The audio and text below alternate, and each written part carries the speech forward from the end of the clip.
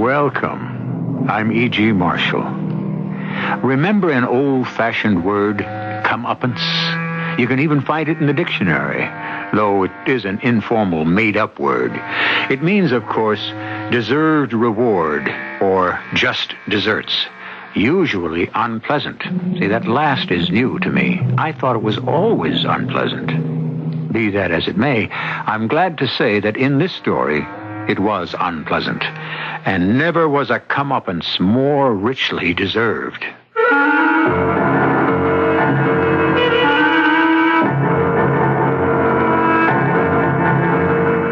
Our mystery drama, The Undying Heart, was written especially for the Mystery Theater by Ian Martin and stars Mandel Kramer and Bryna Rayburn.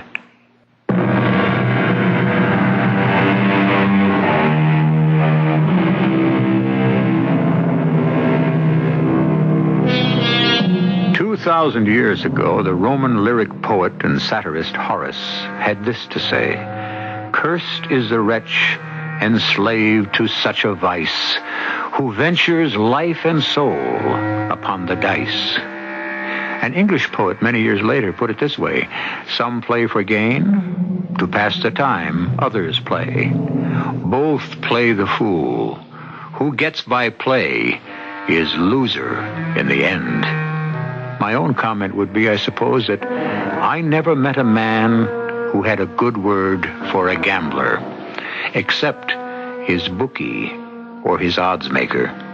A man, for example, like Sid Parks. Who's that? You better stay out of here. I got a gun. Who is it? Take it easy, Alice. It's me, Sid. Sid, what are you doing back in Van Nuys? You aren't due back till dinner tomorrow. Drove all night from Vegas to get here this morning. What for? Will you put that heater away, for Pete's sake? Oh, I'm sorry. What are you doing with my rod anyway? What would you do if you wake up in the middle of the night and heard someone at the door trying to get in? Not the middle of the night. It's 6:30 already. Alice, what am I going to do? What am I going to do? Have you been drinking? No, but I got a head that feels like I have. Make me a cup of coffee, will you? I got to stay awake, try to figure out what to do. Sid, what is it? What's happened? Make me some coffee first, then I'll tell you. Okay. And we got to start packing right away. We got to take it on the lam. Only what am I going to use for money? What do you mean? You have the $200 Sam paid you to deliver the cash. You kidding? That's gone with all the rest. All the rest? Sid, you broke your promise. You've been gambling again. I got took, Alice. All the way to the cleaners. Oh, you stupid fool. You know how much we needed that dough? We owe all around the lot. A fat chance that anyone has to get paid now. Oh, they'll get paid off somehow. You still have your job. No way. Not once Sad Sam finds out what I did to him. He doesn't dump me in the harbor. The boys who never got the payoff will take care of me for him. I can't believe it. You didn't. I'm afraid I did, baby. All of it? All of it. The whole bundle. 50 big ones. You gambled away all of Sad Sam's money just like it was your own? There's nothing left? Not a red cent. Oh, he's going to blow the whistle on you for sure when he... What's that? Oh, that's just the kettle. I'll make you coffee. I guess I better have some, too. Look, Alice, I didn't mean it. Honest, I didn't. I mean, Sam should never have given me that $200 up front. By the time I pulled into Vegas and parked the car, the money was burning a hole in my pocket. Well, that's all it ever does with you. You don't understand. You don't know what it does to a guy to know that he can win. To know that he can beat that wheel if he just has enough of a stake to hang in there with it. Oh, you can't ever learn, can you? Look, honey, first off, it was only a little flutter. I mean, I thought this trip was bringing me far money. So I'll shoot half of it, 100, that's all. And I started to win big. You couldn't pull out then? Just for once when you were ahead? Alice, I got to thinking about us. I mean, like, well, you know, we're not getting any younger, and I don't have any Social Security or any insurance or anything like that. And it was going so good, I thought, here's the big chance. Make that stake. The big killing that'll put us on Easy Street. Mm-hmm. Only the wheel turns sour. Yeah.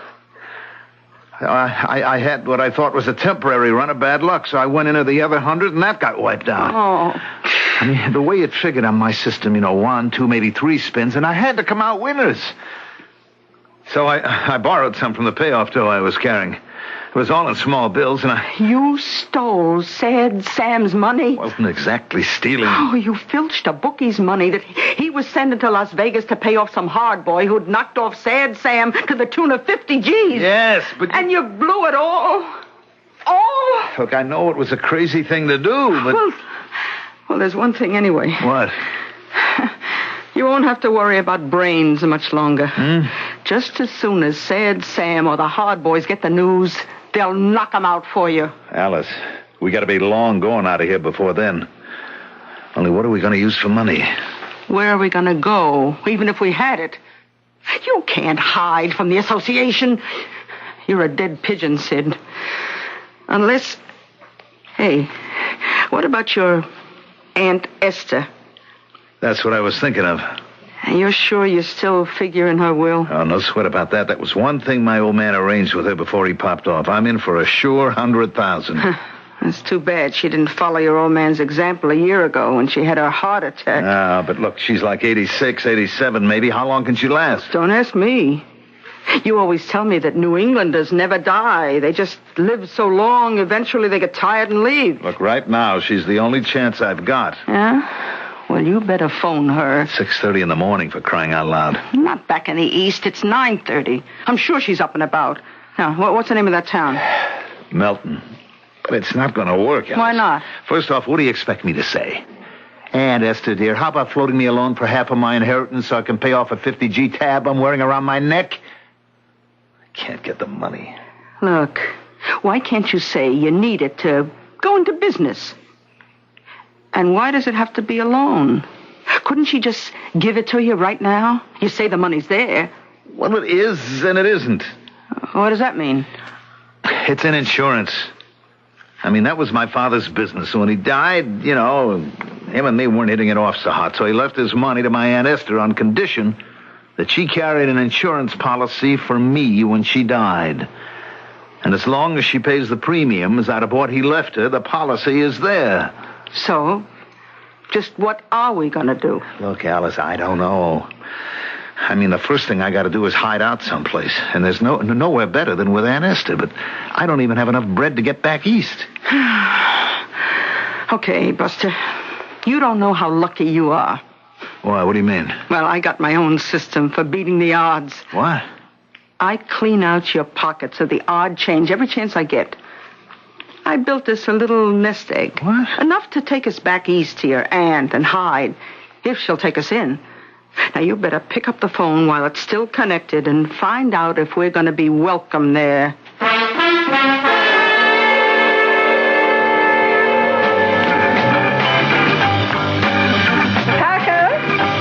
Tucker, turn it down. Land's sake. Enough to give a person an acute attack of deafness. Well, I'm sorry, Emmy, but there's nothing better than rock and roll for testing a speaker. If it can handle that, it can handle anything. What'd you want? Well, I got some bad news for you. What? Guess who's on the phone? Why, I didn't hear it ring. Well, how could you with all that caterwauling coming out of your loudspeakers?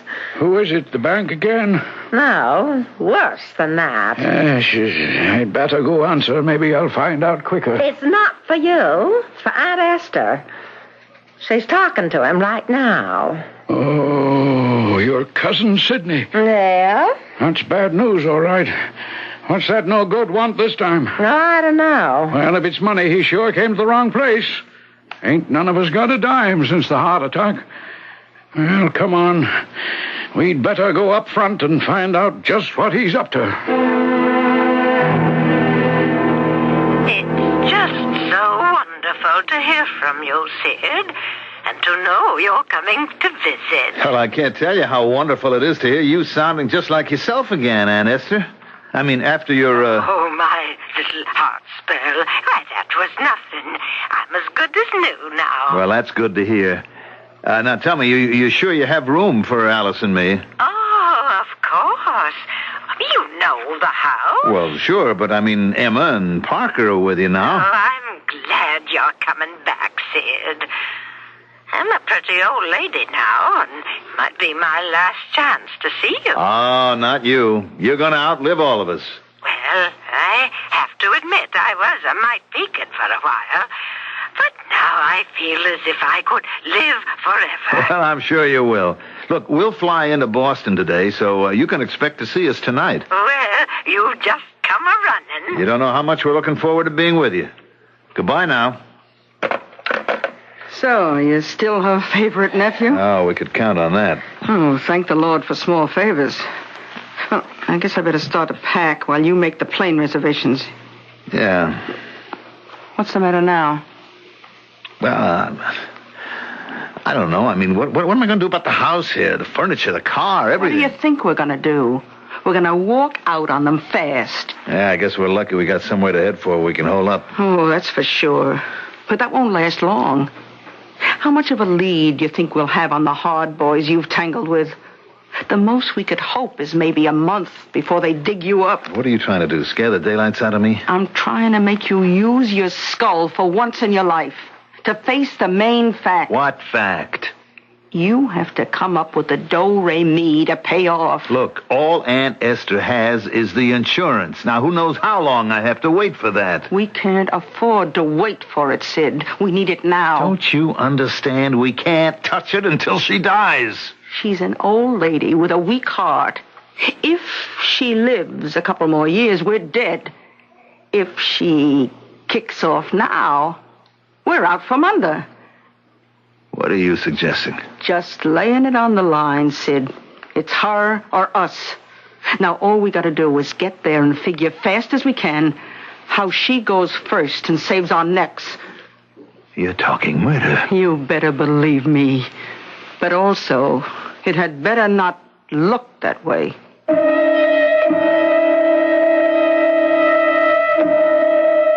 Thomas de Quincey, the English author, once wrote an essay on this subject. It was titled, Murder as One of the Fine Arts. A quote from that article is, "If once a man indulges himself in murder, very soon he comes to think very little of robbing." We have the opposite side of the coin. The robbing has been done. But will murder be something that Sid or Alice can consider worth so little thinking? I shall return shortly with Act 2.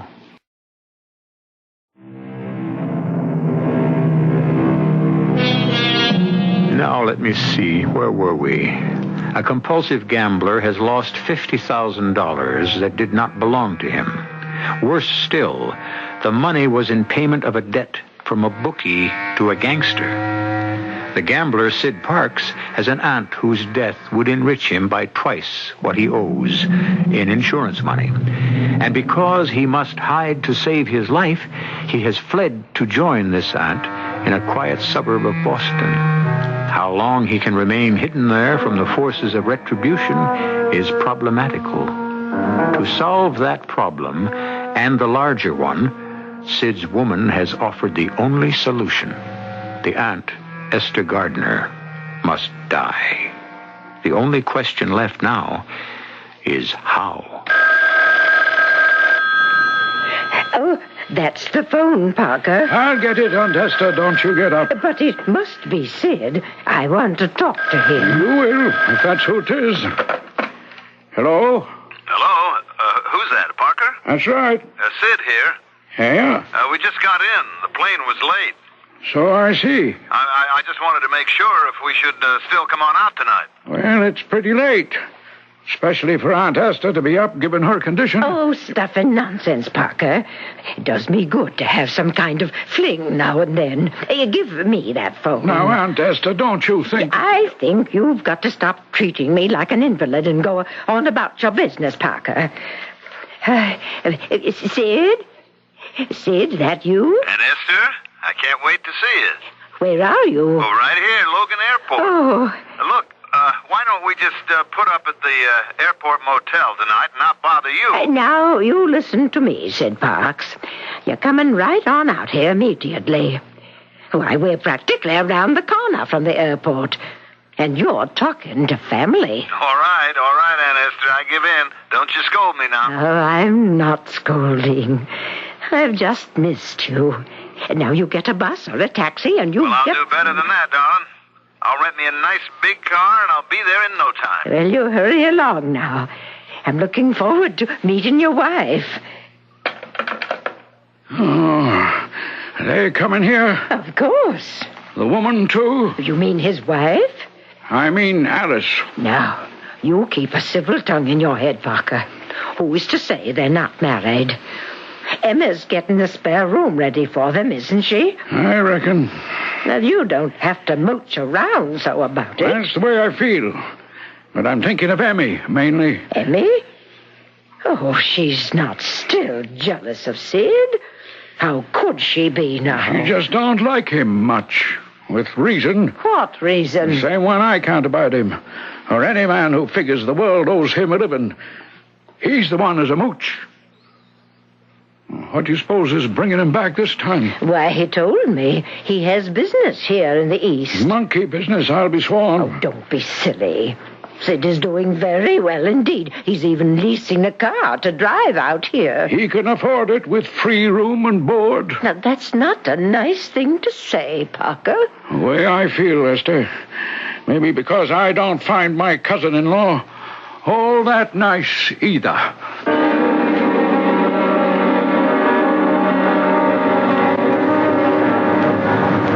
I got the most expensive car, Alice. It builds the image. What's the difference? Doesn't cost anything out of pocket on a credit card. Well, you shouldn't have put it on that. From now on, stick to cash. Which we don't happen to have much of. What's the big excitement that I use a credit card? Oh, brother. It's a good thing up to now you stuck to petty larceny. Because, bolthead, a credit card can be traced. Oh, I never thought of that. Oh, it's too late to have any fits over it now. Just keep our fingers crossed and get on with what we have to do before any of the boys back there catch up to you. And how did the old dame sound? Healthy as a horse. We gotta find a way to stop her from running. I wish you wouldn't talk like that. I wish I didn't have to. But it's either Aunt Esther or you gonna be pushing up daisies. Are you ready to make the choice? Will you give me a chance to figure how?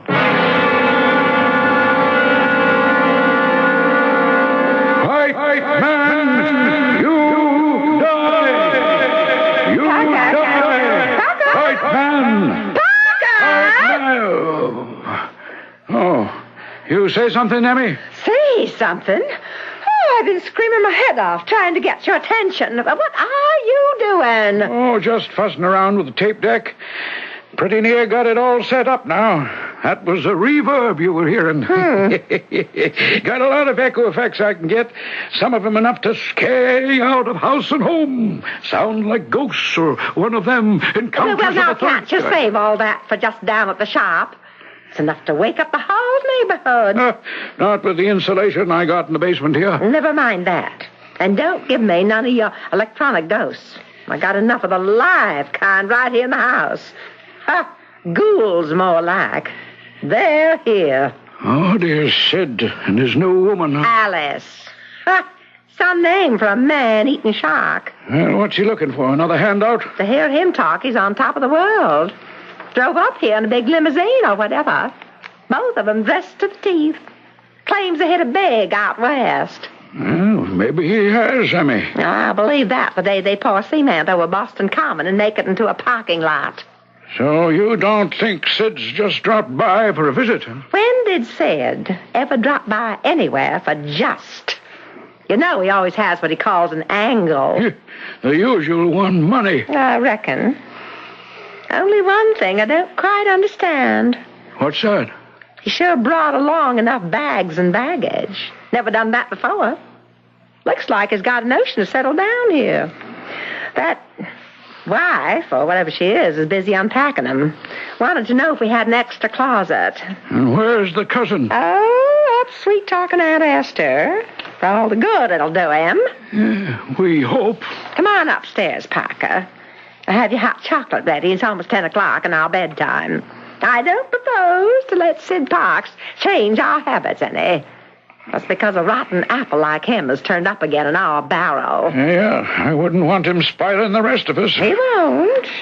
Let him find out for himself. He's already gotten his comeuppance in this household. By the grace of God.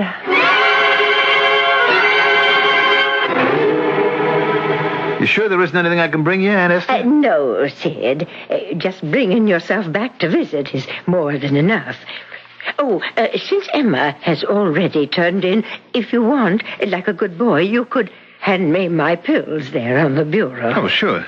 These right here? No, those are only sleeping pills.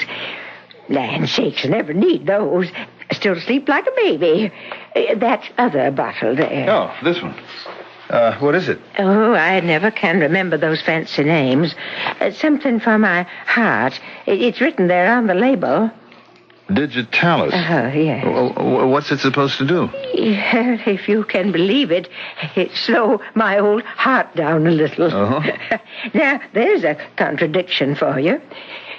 Though seeing you again has stepped it up a piece. Well, I didn't guess that I'd mean all that to you still. Sid, your father was my favorite brother. And I have to admit, his son reminds me so much of him. You've got to be a favorite, too. Well, you know, that goes both ways, Auntie. You want to take this Digitalis now? I suppose. Just one. I have to be careful on the dosage. Well, how come such a big bottle? Well, I have to take one 3 times a day. Oh, thanks. Need some more water in the glass? No, there's enough. Well, what about this hot chocolate that Emma brought you? Well, now, I'll tell you about that. Myself, I can't abide it. But Emmy's so good, I don't like to hurt her feelings. So, do you know what I do? No, what? Well, I keep it by me, and as soon as she goes to bed with Parker, like clockwork, 10 p.m. every night, I just get up and pour it down the sink. You won't let on now. Oh, I wouldn't think of it. Well, I guess it's about your bedtime, too. Oh, this is a special night. No, we don't have to rush it. There's something I want to say to you, Sid. Oh? What's that, Auntie? Well, I can't tell you how happy it makes me feel to see you with a fine woman and so successful. Business is really good, Well, I don't like to boast, but yes, as a matter of fact, it is, yes. Auntie, there's something I want to talk to you about. Well, here I am. Oh, this time? No time like the present, Sid. Well, all right. You know, what I was thinking was about you. Yes? If you would like to make a little investment, let's say, like $50,000 or so, I could promise you to double or maybe even triple that within 1 year. Oh, wouldn't I like to? But I just don't have the money. Well, if there's some way I could help you raise it. No chance, Sid. Matter of fact, cash is a little problem around the house lately. Oh, how come?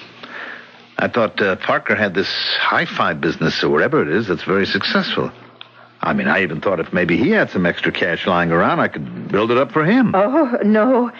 I'm afraid this is a family that's strapped for daily cash and just has to live on expectations. Oh, you know how your father set everything up. Oh, sure, Auntie, I know. And look, my first night home, this is no time for this kind of talk. Oh, Sid, you make me feel so warm and safe. The only thing I worried about was your father's way of thinking. Always the future, never the present. You didn't let the insurance go. Oh, no, never. Last thing I would ever do. I promised him. I try to keep my promise.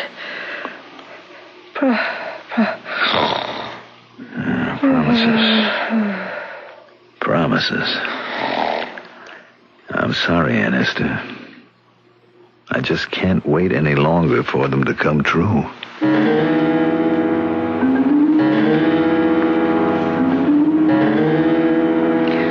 What are you waiting for, Sid? Have a heart, Alice. We got the opportunity of a lifetime. We got to grab it. Not so fast. Give it time. We haven't got time. How long do you think it's going to take the association or the syndicate or whatever name you want to give those crumbs to catch up with you? And when they do, You better be ready. Okay. But I gotta work things out. What's to work out? A lady with a weak heart, a giant-sized bottle of Digitalis. All it needs is an overdose, and she goes to sleep for good. It's not that simple. How do I give her an overdose with those two watchdogs, Emma and Parker, around? You put the watchdogs to sleep. How? You said she has phenobarbital she never uses. Well, your ever-loving cousins live by the clock. 1 chocolate drink every night and off to Betty by. So, spike the chocolate. What they don't know may hurt them, but it sure won't bother us. I don't know. How can we be sure that we'll be in the clear? Well, that's the one thing we got to figure out. What we need is an alibi. What I need is $50,000 free and clear, and forget about this. There's no other way you can get the money free and clear. So let's get down to cases. Now, what we have to worry about from now on is how do we keep our skirts clean? I offer a quote from Alfred Lord Tennyson. Men at most differ as heaven and earth, but women, worst and best, as heaven and hell. And I can qualify it by agreeing that it is chauvinistic in general, but in particular, where these individuals are concerned, the quote is valid. Without his own Lady Macbeth to spur him on, Sid Parks would not have done what he did. I shall return shortly with Act 3.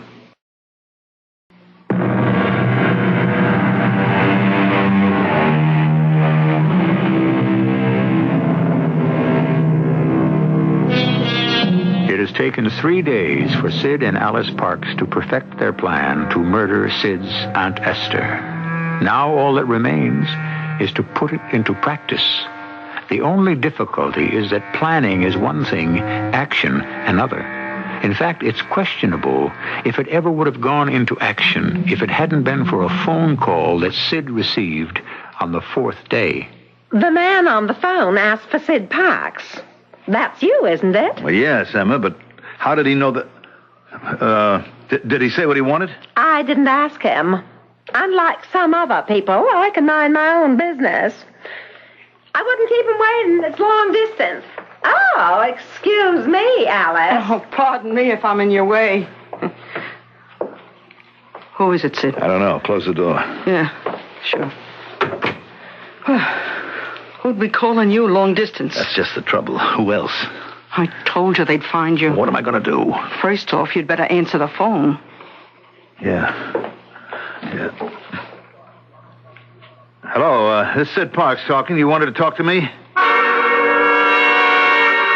Look, I wasn't running out. I was just trying to get the dough together to make good, that's all. Well, yeah. Look, I promise. I just got to go to New York overnight, then I'll be back here from then on. Sure, by Monday. I know I can't lose you. I ain't going to try.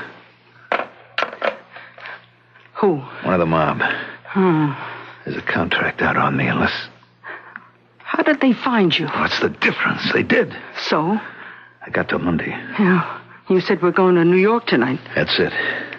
That means we're going ahead. What else can I do? Oh, don't ask me. I told you it was what you were going to have to do since the beginning.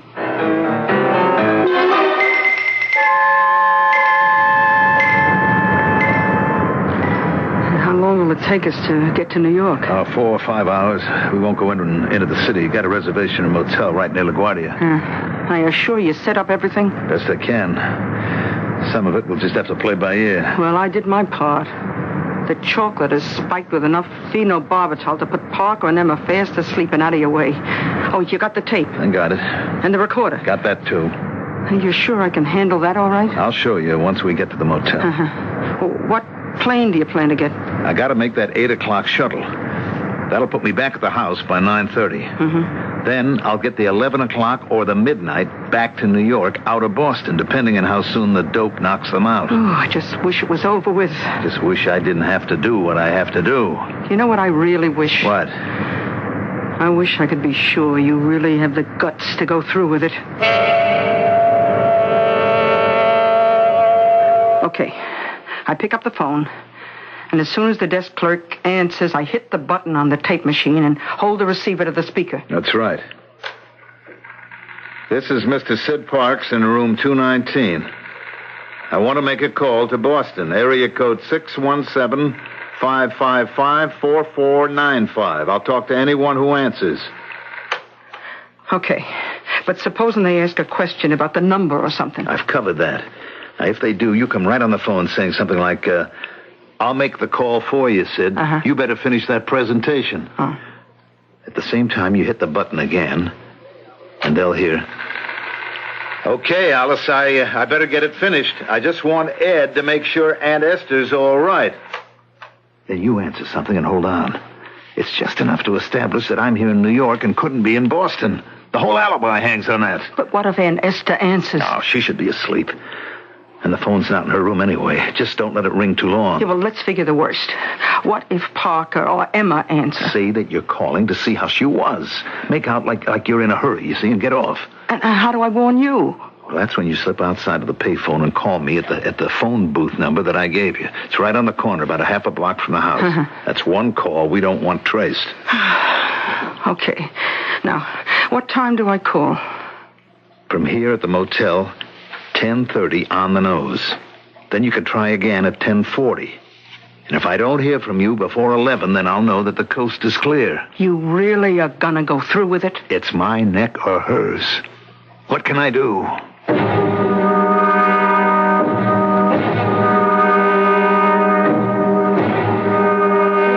Amy, I thought you'd never get back. Did you take Esther her hot chocolate? Oh, yes, Parker. And tonight I made sure she drank it. Oh, she's been that fidgety ever since Sid turned up again. I reckon we all have. Well, I'm not tonight. I can hardly keep my eyes open. Oh, I thought I'd fall asleep before I could get out of Auntie's room. Yeah, I feel that way myself. What time is it? Oh, 10:15. Well, bed early for a change. Now, I can tell you, I don't mind. With Sid and that woman out of the house, we'll all sleep the sounder.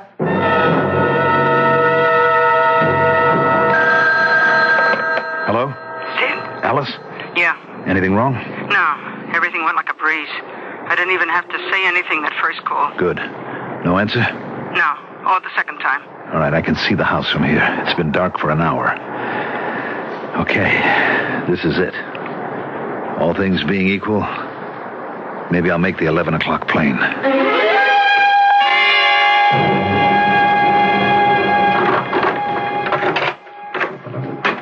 Sid? Yeah, it's me. Oh, how come you're so late? Wouldn't you know that she must have drunk the chocolate, too, tonight? Oh. She was fast asleep like the others. I had one heck of a time getting her awake enough to take the digitalis. But she did. Half a bottle, enough to kill either of us. Oh, so it's over with. Yes, it's over. Now we wait. And what? If we don't hear, tomorrow night we go back like we said we would. But I left the number of the motel here when we made the reservation, so maybe we'll get a call. In the meantime, I've had it. And no one saw you leave or come back? No, as far as anybody's concerned, we checked in, never left the room, and slept the night through in peace. Uh-huh. Except for the call that I left for the morning. You do have an appointment. Oh, yeah, it's all covered. The alibi's airtight. No way it can be broken. We're in the clear, baby. Let's get a good night's sleep for a change.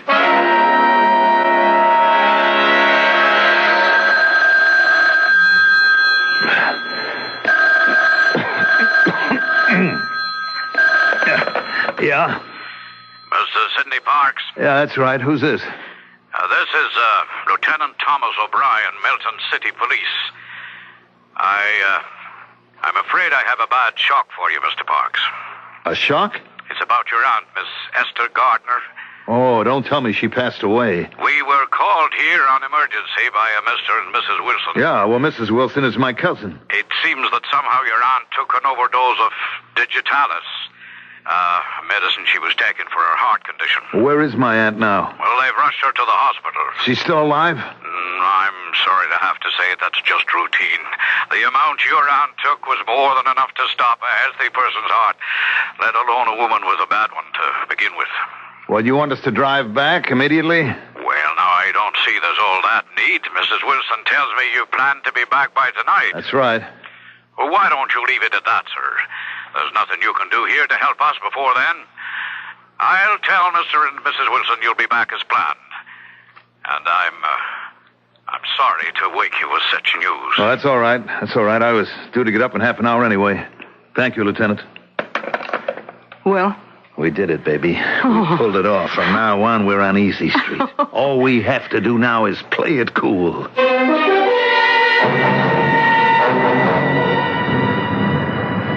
Almost there, Alice. Our troubles are over. Yeah, we don't know what's waiting for us at the house. Whatever it is, we can handle it. It's all downhill from here on in. Well, I'm not looking forward to facing Emma and Parker. Don't worry, we can handle him. Or the lieutenant. No worries about him. Okay, here we are. Yeah, kind of late. What time is it? Oh, nearly midnight. All right, forget the bags, huh? Let's get in and see what's happening. Yeah, maybe we better get the bags. Looks like rain. All right. I got mine. You handle yours. Yeah. Hey, you got your key? Mm-hmm. Funny, the house is so dark. Ah, you know Emma and Parker. I guess they turned in. So, go ahead. Open the door. What's keeping you? I don't know. I just got this kind of creepy feeling. Oh, grow up. Open the door. Okay. Just can't blame me for being a little, Well, it's a little late to develop a conscience.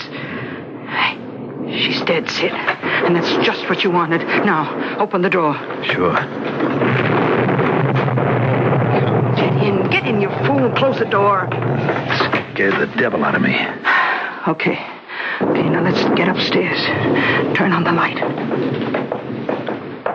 Come on, turn it on. I did. It don't work.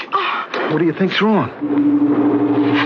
What's that? I don't know. Come on, let's find some light before we get in. Welcome home, murderers. I've been waiting for you. That's her voice. You didn't expect to see me, did you? Why should you, knowing that I was dead? I can't see you. What? Don't fall for this, Sid. Some kind of trick. Parker and his hi-fi junk. No trick, Alice. Look toward the stairs. Here I am, at the head of the stairs. Shall I come down to you? You can't. You're dead. Why should I be dead? Because I gave you the medicine, and you swallowed it, and you lay there just like I wanted it, dead.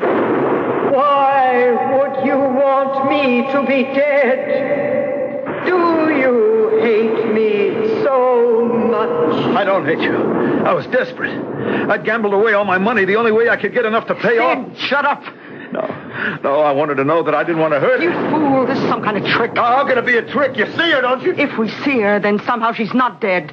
Your only chance is to kill her again. You got a gun? What are you waiting for? Don't reach for the gun, Mr. Parks. We have you covered. Okay, Mills. Travis, put the handcuffs on them.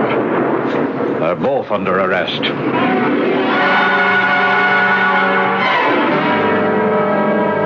I still don't understand what happened. What went wrong? I wish Aunt Esther could be here to tell you for herself. But she just can't face you, Sid, after what you tried to do to her. And Esther is still alive? Can't be. I mean, she took it. I saw her swallow all that medicine and go limp. I saw her die, I tell you. I saw her. Will you keep your mouth shut? Aunt Esther is alive. Oh, yes, very much so. Then that wasn't her ghost. When we... No, that was an elaborate little hoax that Parker Wilson and his electronic equipment were able to arrange. Unfortunately, when you forced Mrs. Gardner to take the digitalis, she was also half drugged and her recollection was a little fuzzy. But hearing you convict yourself out of your own mouth cleared everything up. And how could she not be dead? Nobody, especially somebody with a weak heart, could possibly have lived after a dose of digitalis like that. It all looked so neat, Mr. Parks, didn't it? The perfect murder. But there was one little thing you overlooked. Something no gambler should have missed. Oh, Oh, don't look so shocked. I've spent the day checking up on you. What did I miss? The element of chance. I don't understand. I'd like to be the one to tell him this. When Aunt Esther went to the hospital last year with her heart trouble, the time you couldn't have cared less about her, didn't even waste a phone call to see how she was, they put a pacemaker in to control her heart. And that was enough to keep her heart going in spite of the digitalis? There wasn't any digitalis in that bottle. But I saw the pills. She took them regularly. They were only for her peace of mind, because she'd grown accustomed to taking them before she went to the hospital. To make her feel secure, Dr. Brandon gave her a placebo instead, but let her think she was still taking digitalis. I wonder now if it had been digitalis, if she mightn't have lived just the same. You know, you were dealing an awful cold deck, Mr. Parks. Just one more thing to eat your heart out, Sid. Parker and I had to pay for that hospital trip. It took all our savings.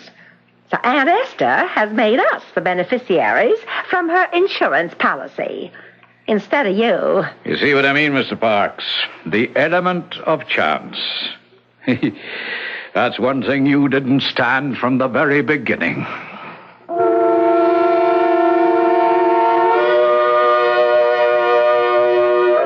Sid and Alice were brought to trial and convicted of aggravated assault, which is a legal way of saying attempted murder. They received varying sentences. Alice, 5 to 10 years. Sid, 10 to 20. What Alice thought about her sentence, we don't report. What Sid did about his should be obvious. The mob has a long memory. He was better off behind bars, even knowing they'd still be waiting for him when he got out. I'll be back shortly.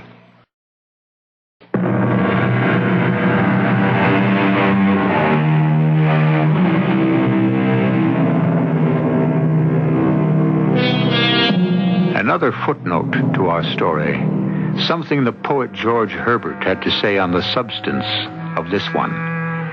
Play not for gain, but sport.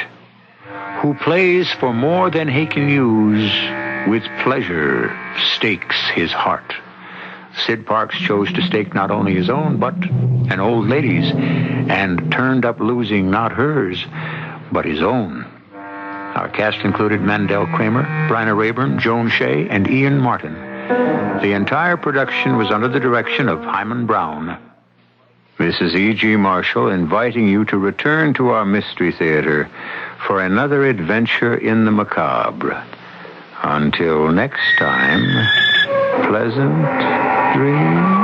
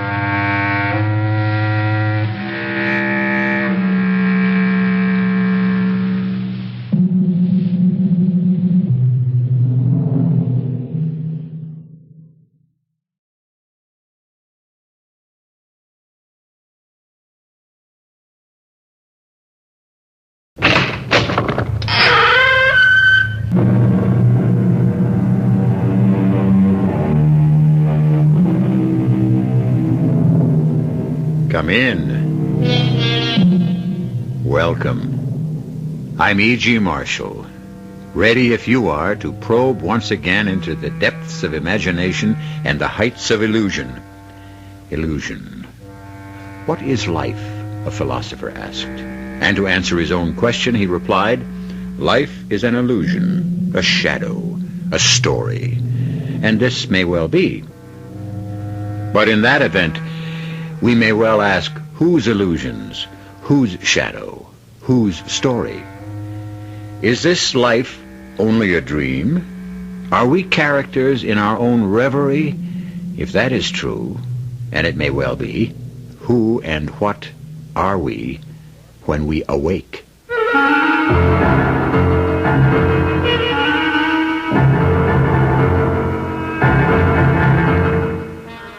Our mystery drama, Death is a Dream, was written especially for the Mystery Theater by Sam Dan and stars Mercedes McCambridge.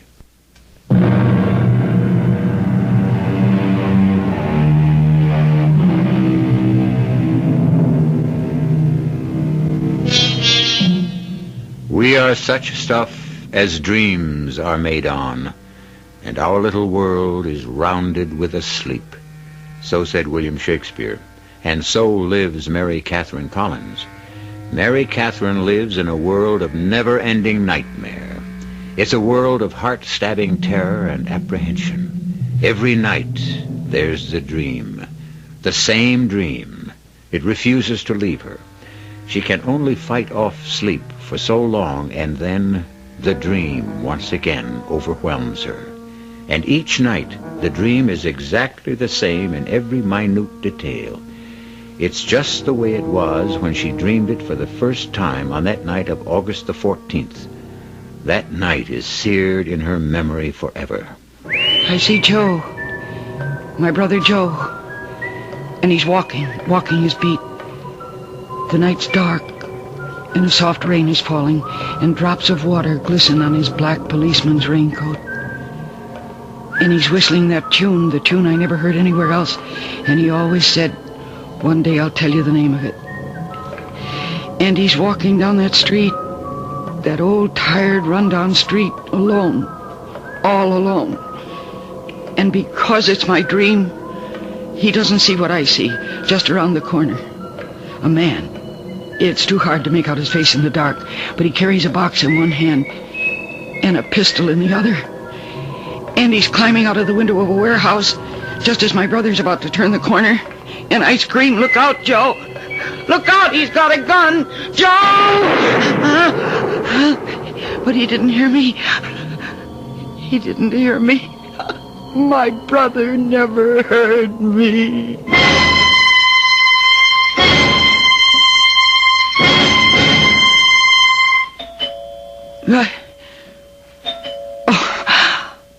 Oh, it was a dream.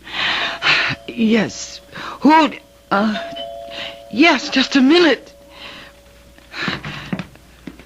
Who is it? Mary, it's Frank Miller. Oh. Guess what? What is it, Frank? Come on in. Mary, You're here because of Joe. Yes, Mary. Something has happened to Joe, and you've come to tell me yourself. Mary. Joe is dead. He's dead, isn't he? Why else would you be here at this time of the night? Joe's dead. Yes, Mary. He was killed by some hoodlum who was robbing a warehouse at the end of Water Street. Mary, who told you? I saw it happen. Now, Mary, you must get a hold of yourself. He was shot just as he turned the corner. His revolver was still in his holster. He never had a chance. Joe never had a chance. I know how hard it is, Mary. I saw it happen. Oh, why? Why did I see it happen? I saw it happen as if I were sitting in a theater, and it was all taking place on a giant screen. And from that night on, I saw it happen. Every night I was condemned to relive it again, and again, and again.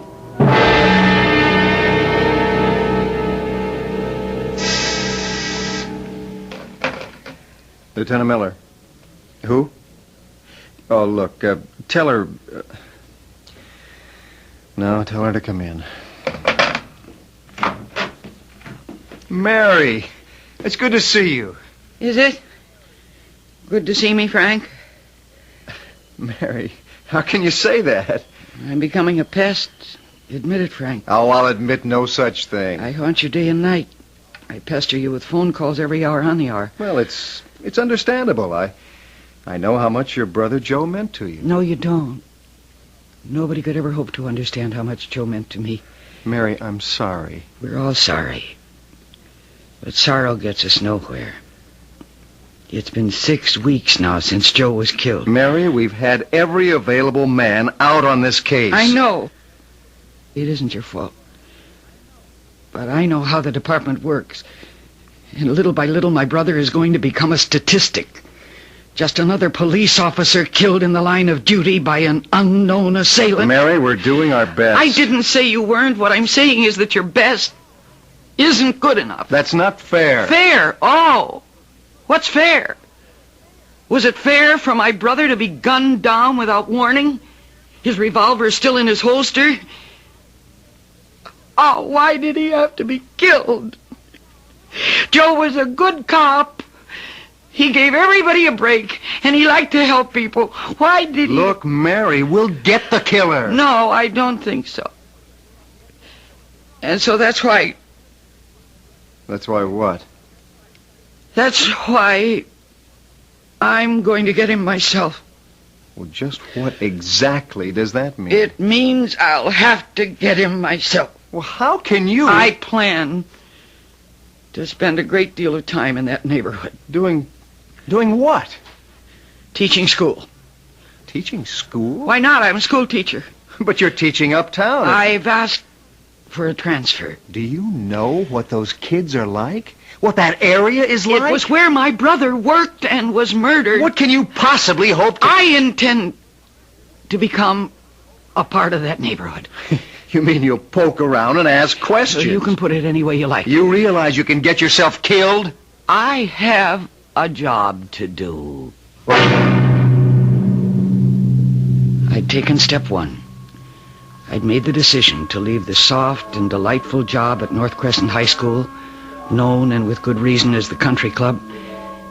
My principal was completely at a loss to understand why I'd want to leave his pleasant, well-ordered school for what he could only describe as the witch's cauldron at Southern District.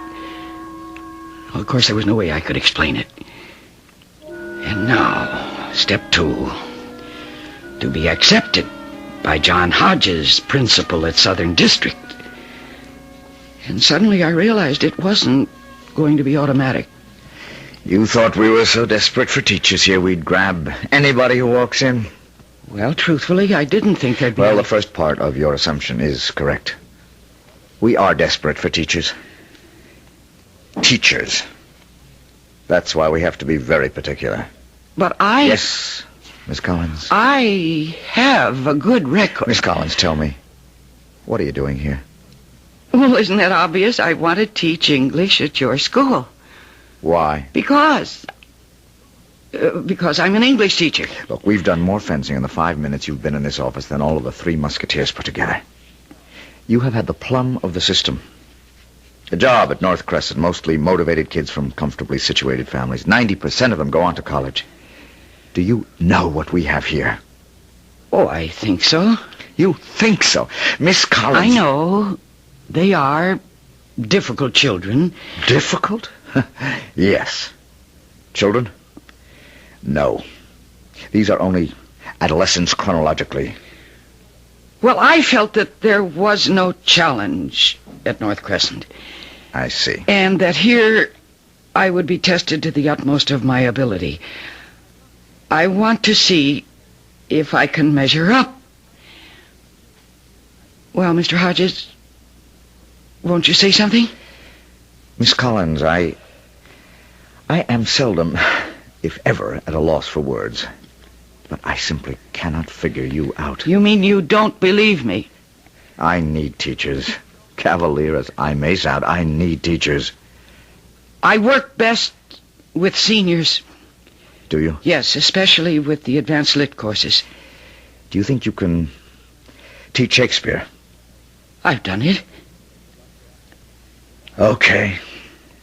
Good luck. We'll set up a program for you. Thank you, Mr. Hodges. And I know that I'll be successful. I'm sure you will. Provided you survive. And so the time arrived for me to report for my first class. And I paused at the doorway and looked into the room. My heart did more than sink. It almost died within me. That classroom was a madhouse. They were tough kids. I almost regretted my transfer, but I remembered my brother Joe, and I knew I'd have to go through with this somehow. I needed a reason to be in that neighborhood, and I had to start with a nucleus of friends, or even acquaintances. Hey, look at this. Hey, is this the teacher? Come on, start. Hey, Teach, what are you doing right now, huh? This class... Hey, Teach, what are you doing tonight? Please. Hey, look at her. Please. This class will come to order. Oh, I'm going to order a couple of beers. Hey, what are you going to have, Chuck? Hey, you, who's got the dice? Let's get the game going. Yeah, let's get... Now, you... You got nothing. You in the blue shirt. Yeah? You report to the principal's office. Oh, how about that? And you there with the red hair, will you please sit down? Oh, that's a wig. I'll take it off. That young lady near the window.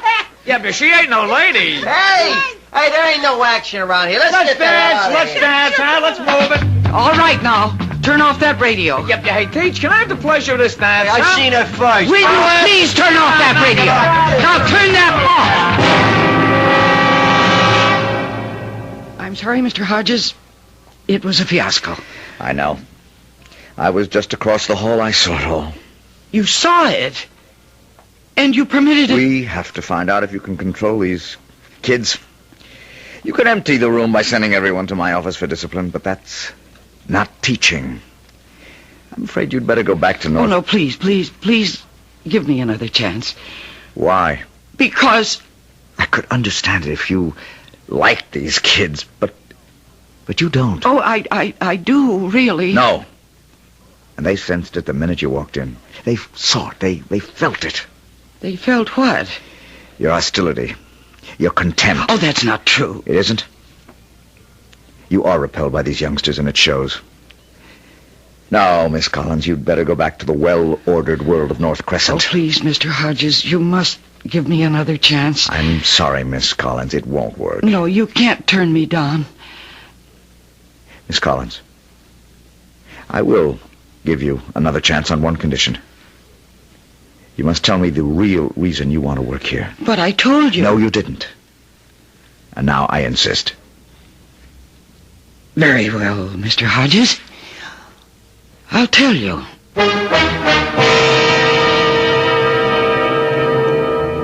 Well, what will Mary tell him? The real reason? If she does, how will he take it? If not the real one, then she needs a reason that sounds convincing. And can she make one up on the spur of the moment? One thing we know, Mary must have the job if she's to have any chance of finding her brother Joe's killer. Well, fortunately, she has a few moments to think about it before I return with Act 2.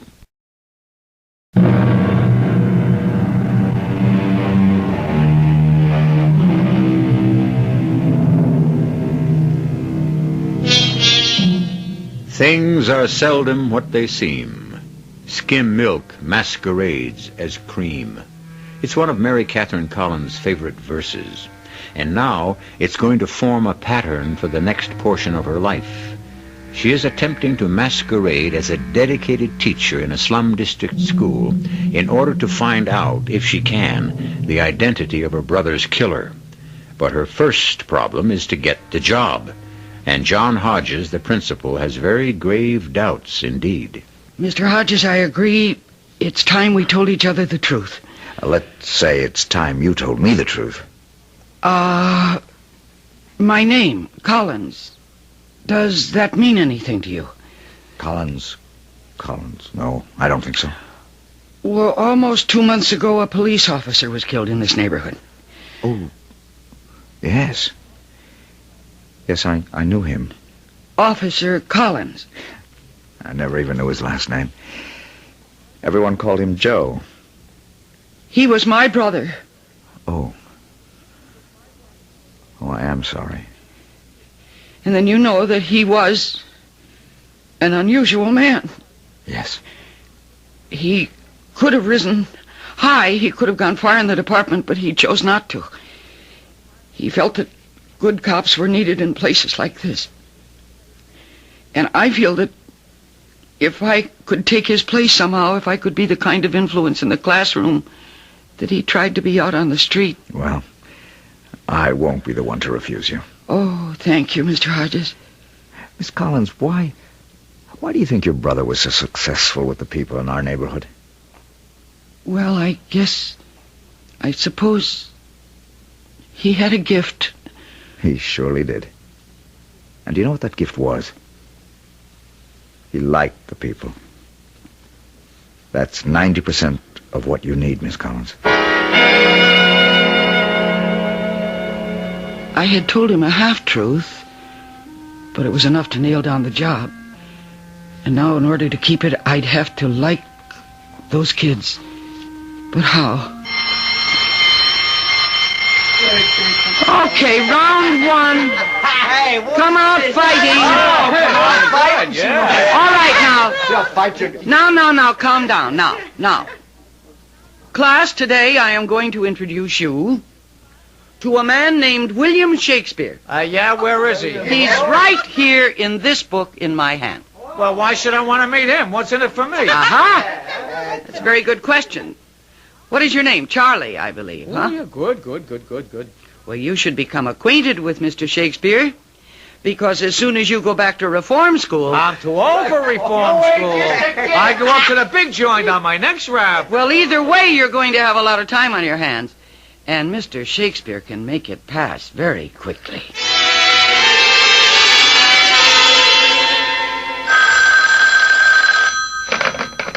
Hello? Mary, I finally tracked you down.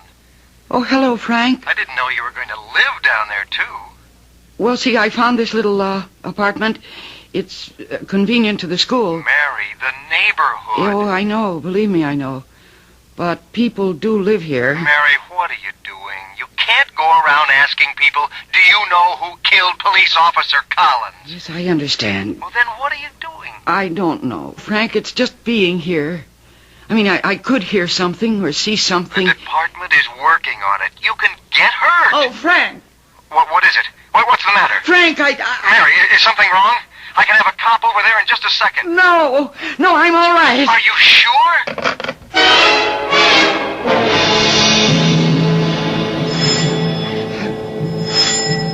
Yeah, I hear you. What's the matter? You think everybody's deaf? What do you want? Listen, I live upstairs in apartment 4F. Oh, yeah, you're the school teacher. Yes, I have to see the superintendent. Look, honey, down here we don't have no superintendents. We got janitors. I have to see him immediately. Well, you can't do it. Why not? Because he's drunk. Look for yourself.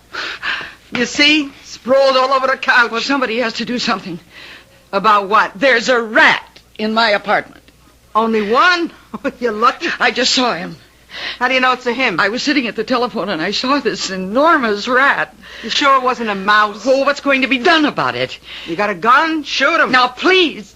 Okay. When Strongheart here wakes up, I'll send him to your place. He'll bring up a broom handle or a trap. I don't know what he does. And what am I going to do in the meantime? About what? About the rat. I don't know. Try to make friends with him. Try to make friends with him. Well, the days passed and I couldn't make friends with anybody. In the class, I'd reached a point where I was being tolerated, but just barely. And in the neighborhood, I was obviously alien clay. There was something different about me. My clothes, my accent. I had the look of somebody who didn't have to live there. And that made me suspect. And another thing, I was a teacher. I worked for the government, and the government always meant trouble. There were police, parole officers, and welfare investigators. I was beginning to feel very foolish. How was I ever going to get anywhere in finding Joe's killer? To whom could I talk? Well, hiya, Mary. Well, good morning, Charles. You saw because I called you Mary. No, it ain't as if we were in class. Hey, where'd you get the car? I didn't get it. I bought it. I earned the money, and I bought it. Oh, why do you always have to make a lesson out of everything? You're trying to tell me get a job, Charlie, be a good little boy, work hard, save your money, and one day you'll have enough to Yes, buy... I suppose that is what I'm trying to tell you. Yeah, work is for suckers. There's a quicker, easier way. And the jails are filled with people who took it. Now listen, Charles, you like this car. Well, I worked to put the money in the bank. The idea is not to put the dough in the bank, but to take it out. Ah, but you have to deposit it first. No, you don't. Not if you walk in with a gun. But that's stealing. What about all the smooth, dignified, white-haired guys who steal millions and get away with it? Well, if you want to be a crook, why not be the best? Get yourself a good education so you can become one of the smooth, dignified, white-haired boys yourself. What are you, out of your mind? Why? I mean, is your way better? Do you want to spend your life in jail? Or be gunned down? Listen, Mary, what are you doing here? Making a living. Oh, come on. You don't have to work here. You're a class dame. What's your angle? Angle? Everybody's got an angle. Unless what? Unless you like it down here. But then you'd have to be nuts. All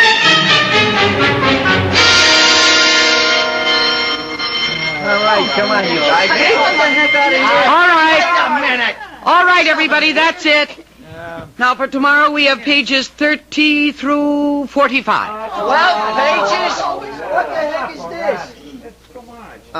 this? Miss Collins? Yes, Tony, what is it? It ain't nothing. No, it isn't anything. Yeah, that's right. It isn't anything.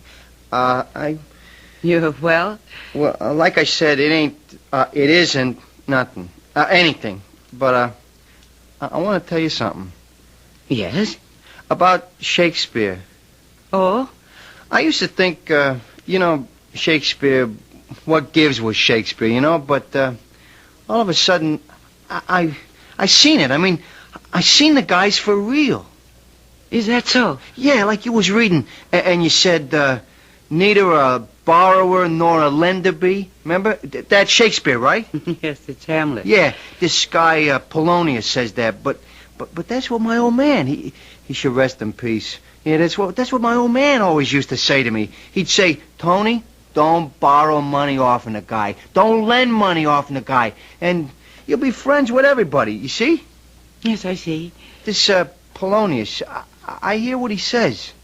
Oh, okay, he knows some fancy words my old man never heard of, but, this Polonius, he's my old man. Well, I'm happy to hear that. Yeah, I kind of miss the old man, and now I come across this guy, and, what I want to say is, thanks.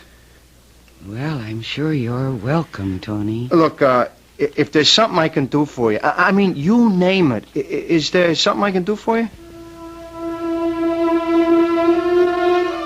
How could I ask him? How could I say, do you know who killed Officer Joe Collins? What kind of a question would that be? And where would it lead? And why would he know? But I finally promised that I would call on him if ever I needed help. I don't know how long I'd been sitting there when... Mary. What? Oh, I was walking down the hall. Your classroom door was open. I saw you sitting there. There was something very strange about you. Oh, really? Yes. For the first time since you've come here, I saw you smiling. Oh, I always smile. No. This was truly a smile. As if it came from the basic meaning of the word itself, which means to be astonished. What happened? Well, I think I just taught somebody something. And you're starting to get an inkling of the reason why your brother Joe worked down here. I think so.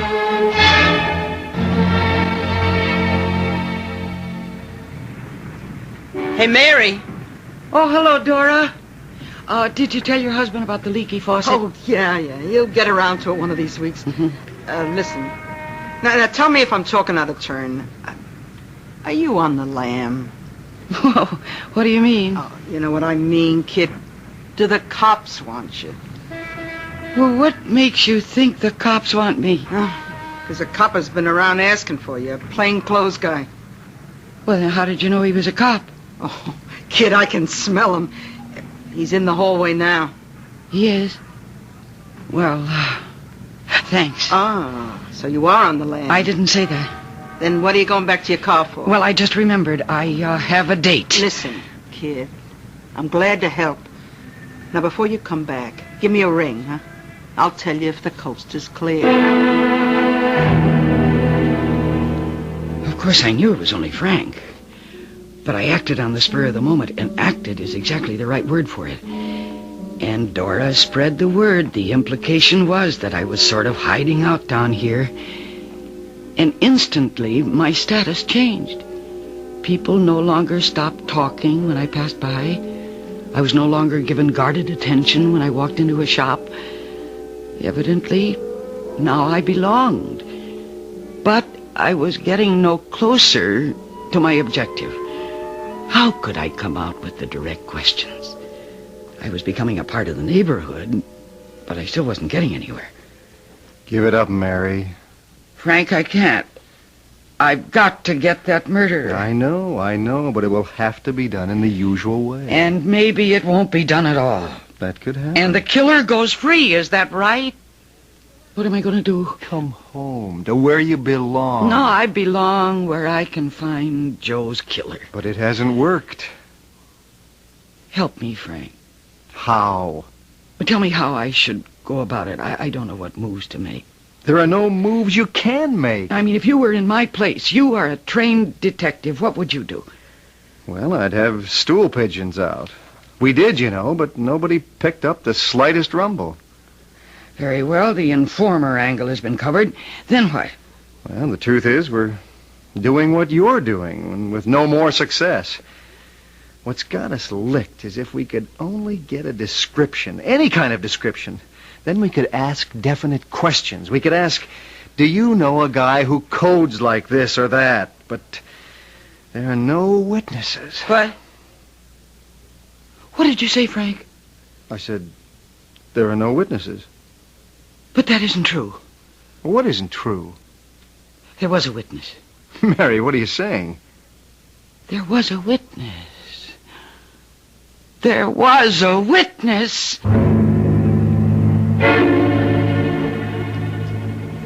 Was there? I've been following the story very carefully and closely, and I'm not aware of any witness. After all, Joe was killed on a lonely street.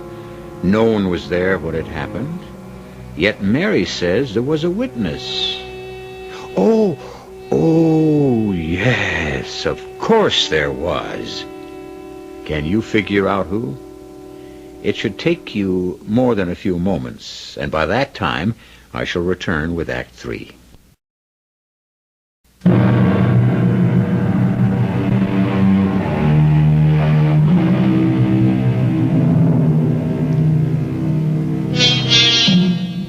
Joe Collins was killed in the line of duty. He was walking along a deserted street late one rainy night, doing his job, walking his beat. Someone shot him down and fled. And 2 months have gone by, and the police are no nearer to catching the killer than they were the night it happened. Only his sister has discovered the one element that is absolutely vital to the successful capture of the criminal. Or so she says. Mary, there were no witnesses. No one saw it happen. That isn't true. Someone did see it happen. Who? Me. What? I saw it happen. Mary, you weren't there. I didn't say I was there. I said I saw it happen. But how could you possibly... Because I dreamed about it. Oh, Mary. That night you came to my apartment to tell me yourself, remember? I remember. And you will also remember that I knew it before you even told me. Yes, I remember. Well, how did it happen that I could even tell you where? At the end of Water Street. And remember, you were shocked. Remember, you said, Mary, who told you? At the time, I was upset and nervous. How would I know that it was Water Street? I saw Joe turn that corner. And I saw the man coming out of the window of the warehouse. And I saw that he had a gun, and he fired as soon as he saw my brother. I am the witness because I saw the whole thing. All right, Mary. Fine, tell me, what does the killer look like? What? Well, you say you saw the killing. Describe the killer. Is that an unfair question? Oh, no, but But what? Well, I didn't get a good look at him. Oh. See, I was so terrified. And I was so afraid for Joe that and besides, the man was in the shadow. I couldn't see him. I hate to say this, Mary, but your dream really doesn't do us any good. From a practical point of view, that is. Yes, but next time I'll concentrate on the killer. Next time? Yes, next time. Tonight. Every night I dream this dream, Frank. Every night. And this time I'm not going to fight it. I'll wait for it gladly. I'll welcome it. And this time, I won't look at my brother. I'll look at the killer.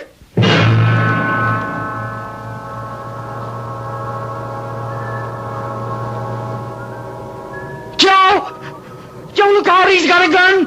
Joe! Joe!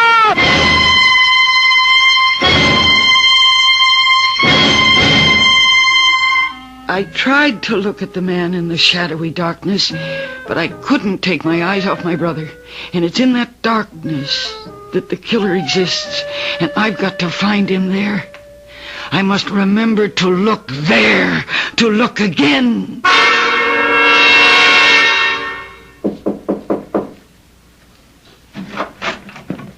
You sent for me, John? Oh, I'm sorry. I didn't know there was anyone here with you. Hi, Teach. Well, what's the trouble? You'll have to go to the police station and identify your car. Why? Well, it seems Charles here and a few of his buddies took your car and went joyriding and then piled it up against a telephone pole. They would have abandoned it except for the fact that a police cruiser happened along. The rest got away. Charles was caught. Oh? Preliminary estimates on the damage run about $900. Oh, what's everybody running a fee? But the insurance pays, don't it? That's a great attitude. I'm glad you like it. This time I'm afraid it's jail. I've given up on you, Charles. Oh, you're breaking my heart. Oh, why does Charles have to go to jail? Stealing a car is against the law. Who says he stole the car? What? Who says he stole the car?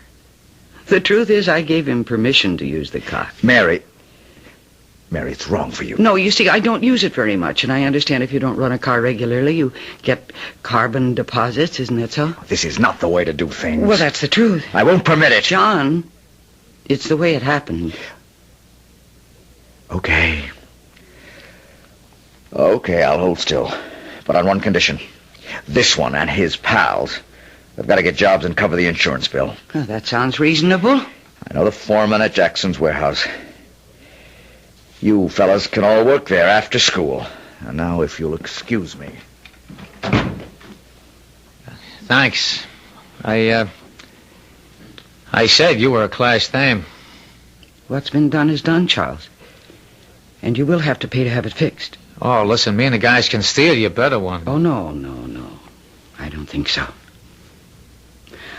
Now, listen, you're smart, Charles. Why be a cheap crook? How about becoming one of those smooth, dignified guys?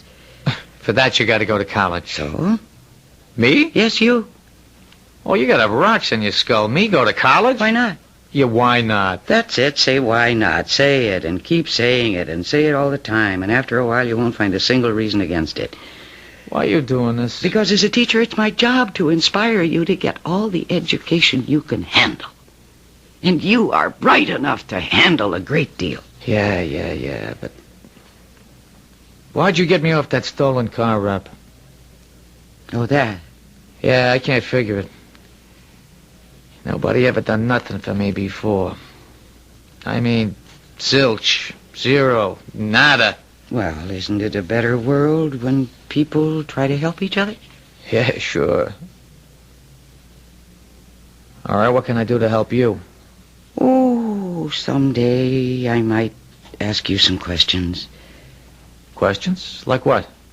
Well, like, would you know a certain person? So ask. What do you want to know? Well, I don't know yet. But when you find out, you'll ask, won't you? Oh, yes. I'll ask.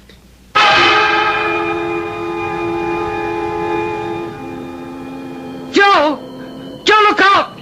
Look out, he's got a gun! Joe!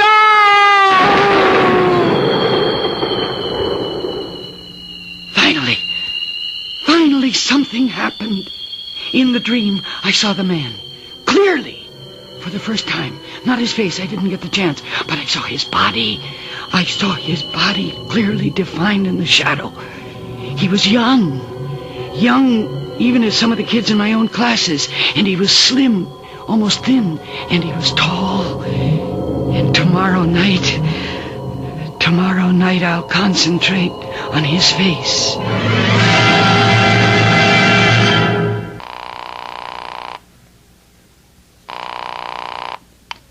Lieutenant Miller. Frank, Frank, suppose I could give you a description of the killer.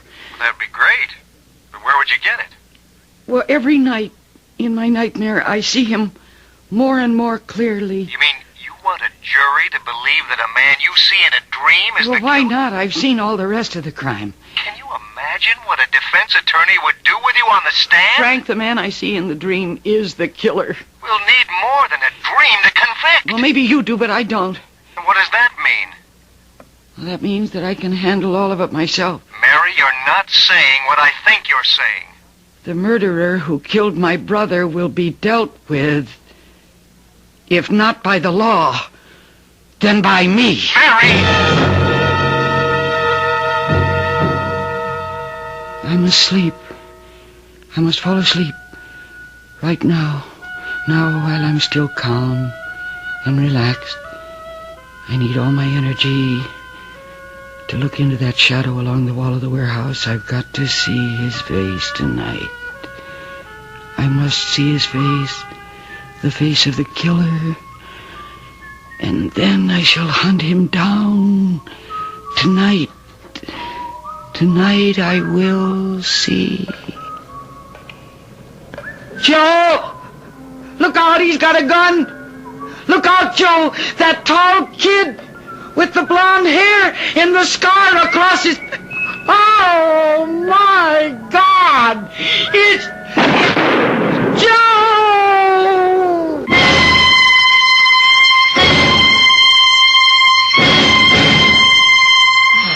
Hey, will you come on? Wait just a minute. Wait a minute. I just thought... Charles! Yeah? Charles, I wonder, could you stay after class for a few minutes? Yeah, right on, Hey, Teach. what are you going to stay after, Charlie? Knock it off. Charles. I need some help. Anytime. Well, I have to drive out into the country to pick up an antique, and I need someone To lift? Carry? Oh, well, I'm your pigeon. But we're going to get back early. It's just that I got a date. Yeah, who cares? If she don't like it, I can get somebody else. I've always been independent with dames. And I'm sure you can afford to be, with that blonde hair. And even that scar makes you look handsome.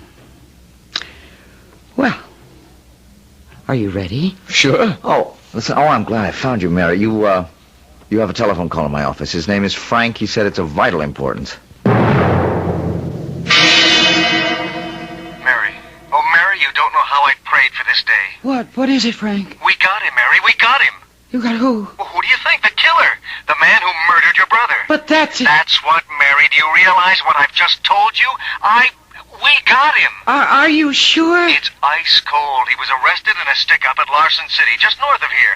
We checked his gun, and ballistics says it's the same one that fired the slugs that killed Joe. But what? To ice the cake, he even confessed. he did. Yes, funny. You know, if we'd only known what he looked like, he would have been a cinch to pick up. If only there'd been a witness. He's tall, thin, long blonde hair, and a funny little scar. Oh, Frank.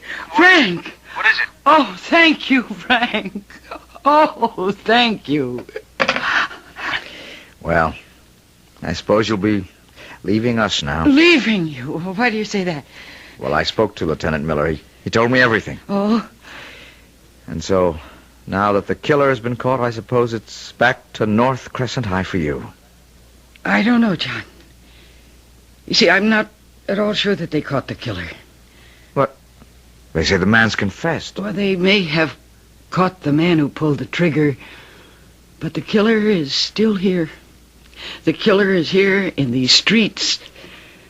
The killer is what you and my brother Joe kept fighting against day and night.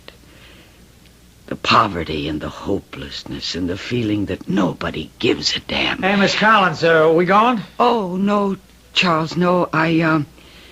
I changed my mind. Oh, okay. But look, anytime I can help. Oh, you've already helped me. Yeah? How? Oh, you'll never know. Well, I'll see you in class tomorrow. Tomorrow and tomorrow and tomorrow creeps on in this petty pace from day to day. Shakespeare. Right, Teach? Right.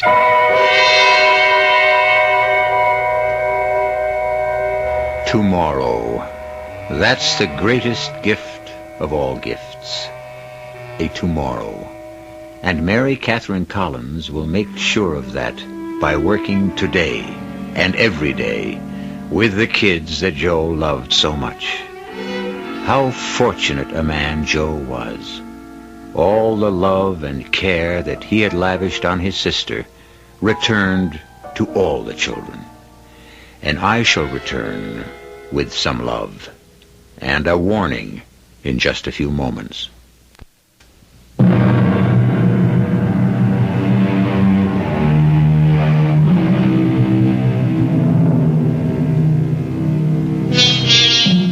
Is the dream the extension of reality?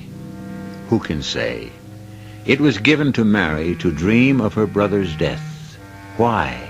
And to see the face of his killer. The true face, not the visage of a man, but the entire countenance of society. The crucible wherein the killers are formed. Here is also a crucible, and we form one of these stories for you 7 times a week. Our cast included Mercedes McCambridge, Michael Wager, Bob Caliban, Jack Grimes, and Bryna Rayburn. The entire production was under the direction of Hyman Brown. This is E.G. Marshall inviting you to return to our Mystery Theater for another adventure in the macabre. Until next time, pleasant dreams.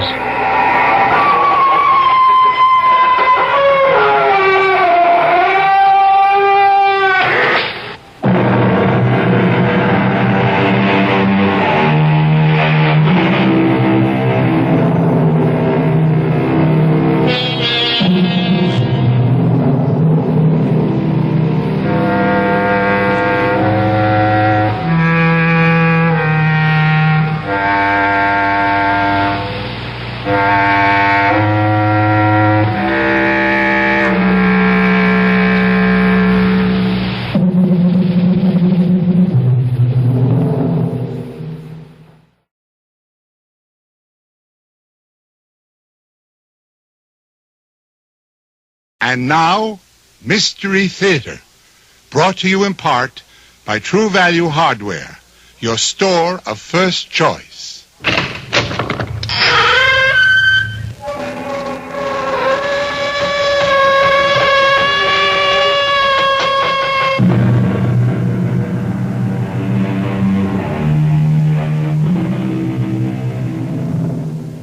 Come in. Welcome. I'm E.G. Marshall. Welcome to the sound of suspense. Welcome to the fear you can hear. But mostly to the world of terrifying imagination. In the next 52 minutes, you'll hear a story about a girl with a most unusual talent. A talent for finding lost dolls or dead bodies. You may not be glad you met Iris Lloyd, but we don't think you'll forget her.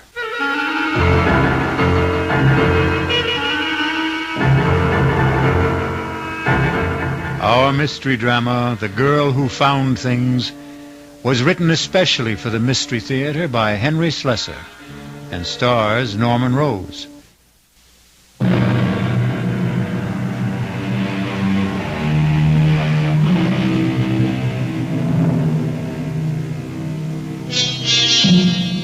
And now, Act 1 of The Girl Who Found Things. It begins serenely enough in the pleasant little town of Medvale, but with a woman who is preparing to leave it, just as soon as her taxi arrives. Come in, Lucas. The door is open. Oh, for heaven's sakes, is that man dead? Oh, evening, Miss Wheeler. I hope I'm not too early. No, I'm all packed. You can take that trunk in the hallway first. Then I've got a few small suitcases, but they can go on the back seat with me. Yes, ma'am.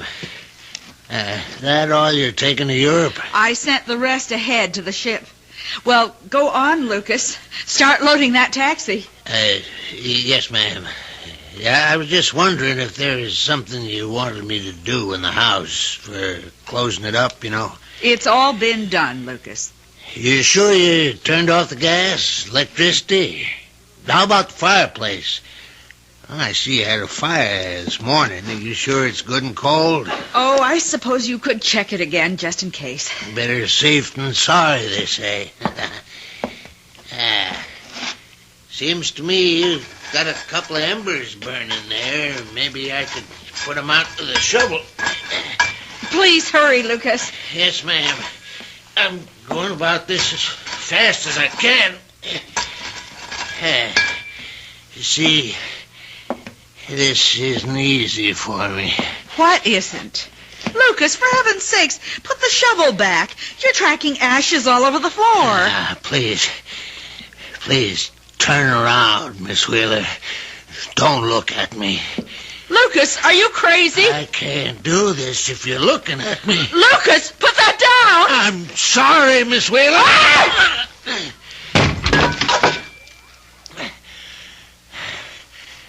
Had to do it, Miss Wheeler. I had to.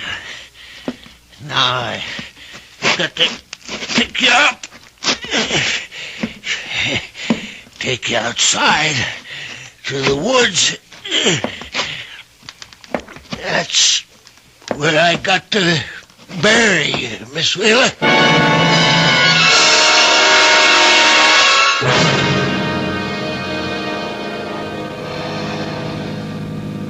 How much farther, David? We've been driving for hours. Almost there, darling. Just relax. Tell me more about your Aunt Faith. I don't really feel prepared to meet her. No one's ever fully prepared for Aunt Faith. I warn you that she's something of a character.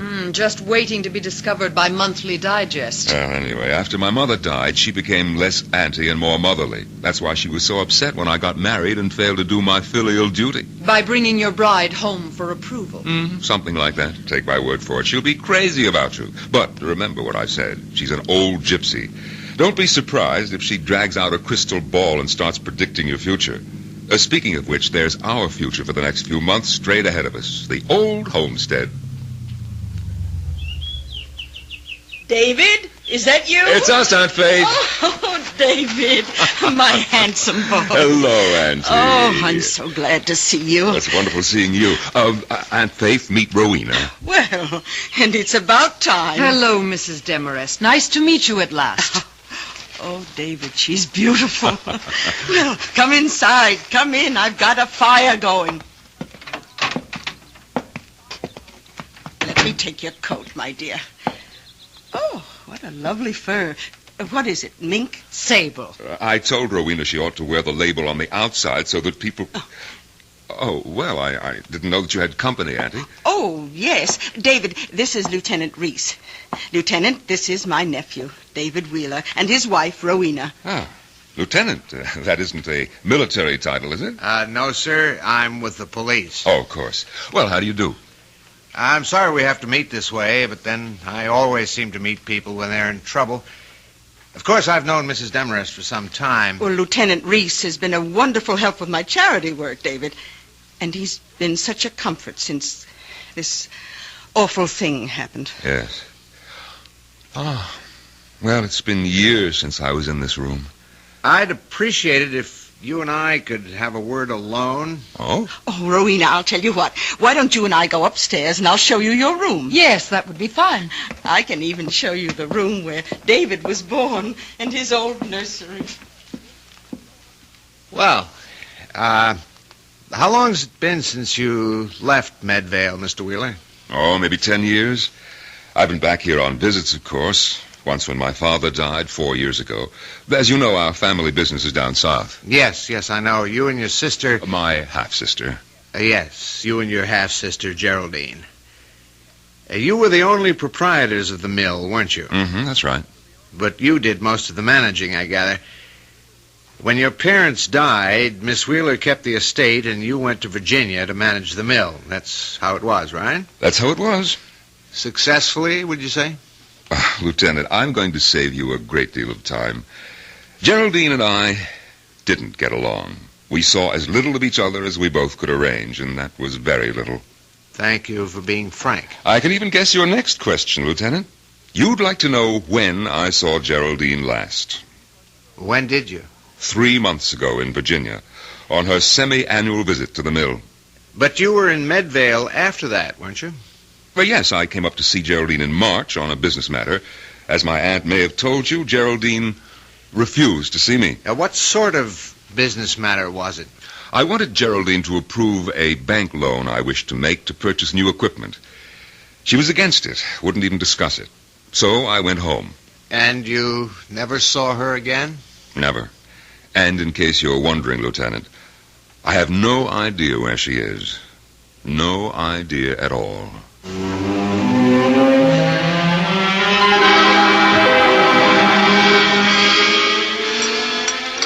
Sure you don't want some tea, Rowena? No, thank you, Aunt Faith. I'll stick to scotch. Have some tea, darling. Auntie wants to read your future in the leaves. Oh, I wish I could read the future. Or rather, the past. You're thinking about Geraldine. I simply can't understand what became of her, David. She was all set for that trip to Europe. Some of her bags were already on the ship. You remember Lucas, the taxi driver? Oh, yes, of course. Well, he came out here to pick her up, take her to the station, but she wasn't here. She wasn't anywhere. Well, I suppose the police checked all the usual sources. Hospital, morgues, everywhere. Lieutenant Reese said anything could have happened to her. She might have been robbed and murdered. She might have lost her memory. She might even have... Well, this I'd never believe, but Lieutenant Reese said she might have disappeared deliberately with some man. I know what happened to her. Do you? She just left. She just walked out of this big, gloomy house and this crawly little town. She was sick of living alone. David, I have an idea about how we can find Geraldine. Really? I'm going to ask Iris Lloyd where Geraldine is. Ask who? Iris Lloyd. Now, don't tell me you've never heard of the child. Well, there was a story in the papers about her only 2 months ago, and heaven knows I've mentioned her in my letters a dozen times. I remember. She's the one who's psychic or something. Some sort of orphan? Yes, Iris is a ward of the state, a resident at the Medvale Home for Girls. I've been vice chairman of the place for donkey's years. That's how I know her. Well, she's 16, David, and absolutely uncanny. And what makes her such a phenomenon? She's a seer, David. A genuine clairvoyant. Oh, not a medium at 16. Oh, no. I suppose you could call her a finder. She seems to have the ability to find things that are lost. People, too. How does she do it? I'm not sure Iris knows herself. The gift hasn't made the poor child happy. Such talents rarely do. You know, one day the home had a picnic at Crompton Lake. They discovered an 8-year-old named Dorothea was missing. They couldn't find her until Iris Lloyd began screaming. Screaming? These insights cause her great pain. But she was able to describe the place where Dorothea could be found, where the girl had sprained her ankle. Oh, you're right, Auntie, darling. I don't agree with you. Let's just leave the search to the police. David, I've arranged with the home for Iris to spend some time with us. Are you serious? You invited that girl here? Well, she has to become acquainted with Geraldine's aura. Don't you see? The aura that's still in this house. Well, I won't have it. I'm sorry, Auntie, but the whole thing's ridiculous. Oh, I knew you would object, David, but I'm afraid I have to insist. We're picking up the girl this afternoon. Oh, really now, Aunt Faith? You understand, my dear, don't you? Yes, I understand, Mrs. Demarest. And I'm looking forward to meeting Iris Lloyd.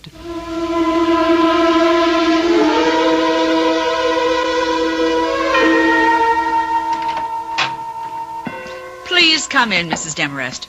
I suppose this is the nephew you told me about. Yes, sister. This is Mr. David Wheeler. David, this is Sister Clotilde, who runs the home. How do you do, sister? How do you do? In case your aunt hasn't told you, Mr. Wheeler, I'm not at all in favor of this move. I think it's wrong to encourage Iris in this delusion of hers. Well, then you and I agree with each other, sister. Oh, it's not a delusion, Sister Clotilde. It's a gift from God. She's undisciplined. You might even say wild. But you are letting us have her, sister. She can come home with us. Did you think my poor objections carry any weight, Mrs. Demarest? One moment. Sister Pauline, would you send Iris Lloyd in now? Shall I come in? Yes, Iris, come in. Iris, you know Mrs. Demarest. This is her nephew, Mr. Wheeler. Hello. Hello. You remember me, Iris. I've been coming here at least 3 or 4 times a year to see all you girls. Yes, Mrs. Demarest. Now, the directors have been good enough to let us take you home with us for a while. We need your help, Iris. We want you to see if you can find someone who is lost. Yes, Mrs. Demarest. I'd like to come home with you. I'd like to help you find Mrs. Wheeler. Oh, then you know about my poor niece, Iris? The Secret Service couldn't have secrets here, Mrs. Demarest. You know how girls are. Well, I guess we can get started any time if Miss Lloyd is ready. Please call her Iris, Mr. Wheeler. Remember that you're still dealing with a child.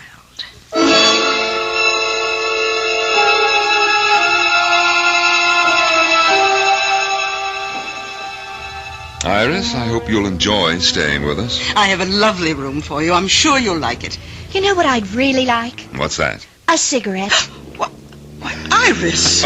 Don't tell me you smoke, Iris. Only when I can get away with it. Well, you're not getting away with it now, for heaven's sake. Oh, never mind, never mind.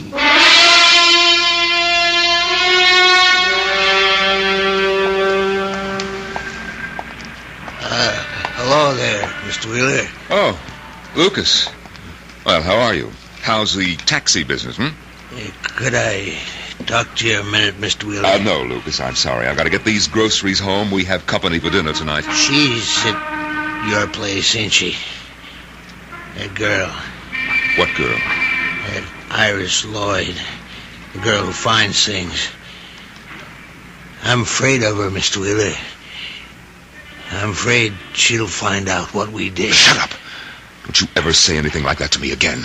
I'm scared, Mr. Wheeler. I'm telling you, that girl is peculiar. She knows what you're thinking, they say. She knows where you can find anything, even dead bodies. Get away from me, Lucas. I told you to keep away from me when I came here. Now, get away from my car before I run you down. But I'm scared. I'm scared of that little girl.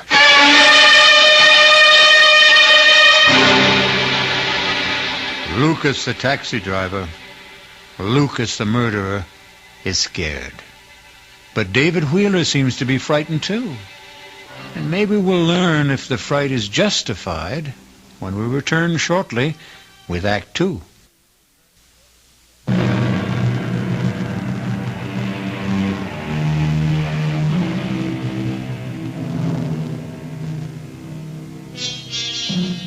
Now let's go back to the little town of Medvale for the second act of The Girl Who Found Things.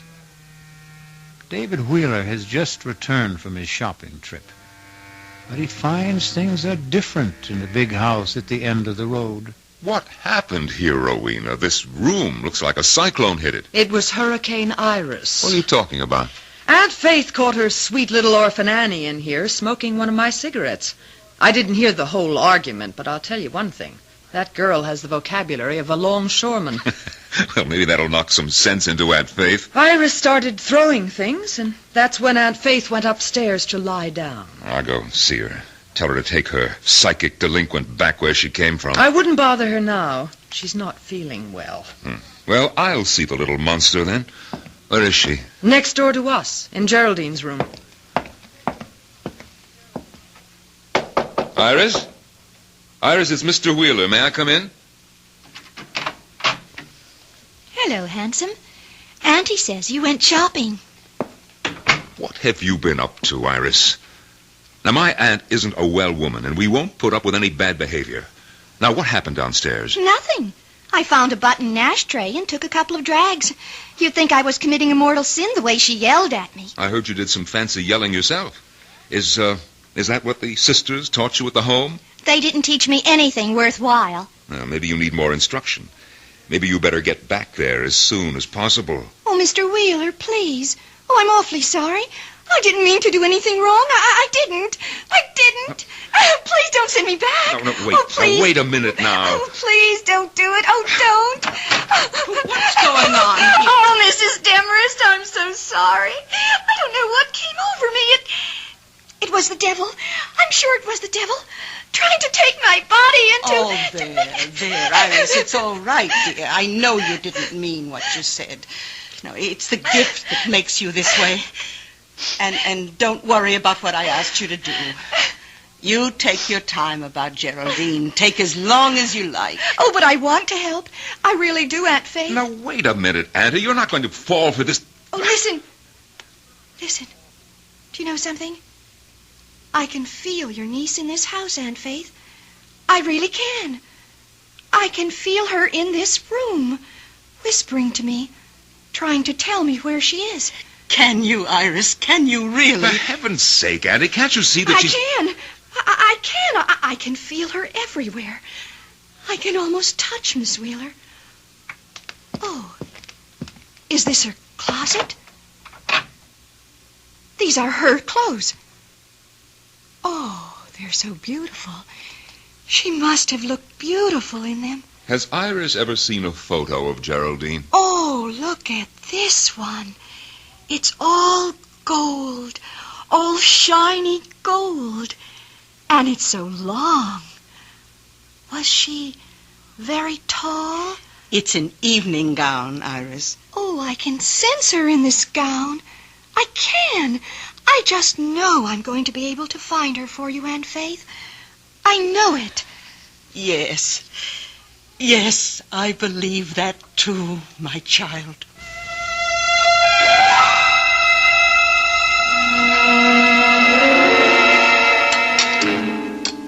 Won't you have some more of the beef, Rowena? No, thank you. Yes, we'd better save some for Iris. Something tells me that little girl has a very big appetite. Well, I wish she'd come downstairs. I told her dinner would be served at 7:30. Would you like me to go upstairs and see if she's all right? No. I'm sure she'll be down in a moment. You've really forgiven her completely, haven't you? Of course. Oh, you don't understand psychic personality, David. It wasn't her swearing at me this afternoon. It was this demon which possesses her. The same spirit that gives her the gift of insight. David, your fork. Take a look at what's coming downstairs in a gold lame evening gown. For heaven's sake. Hello, everyone. Iris, whatever are you wearing? You go upstairs and get that dress off. You have no right to wear my sister's clothes. Take it off. Why should I? You heard me. Get that dress back in the closet. I won't, Aunt Faith. No, I won't take it off. You know what I told you. I have to wear your niece's clothes so I can feel her aura. You're going to feel my foot in about 5 seconds if you don't go upstairs. Now everybody in this house hates me. Oh, Iris, don't. No, please don't cry. Oh, David, you shouldn't talk that way to the poor girl. I won't stay here. I won't help you find your niece, that's all. You can't do anything of the kind, and you know it. Iris, listen to me.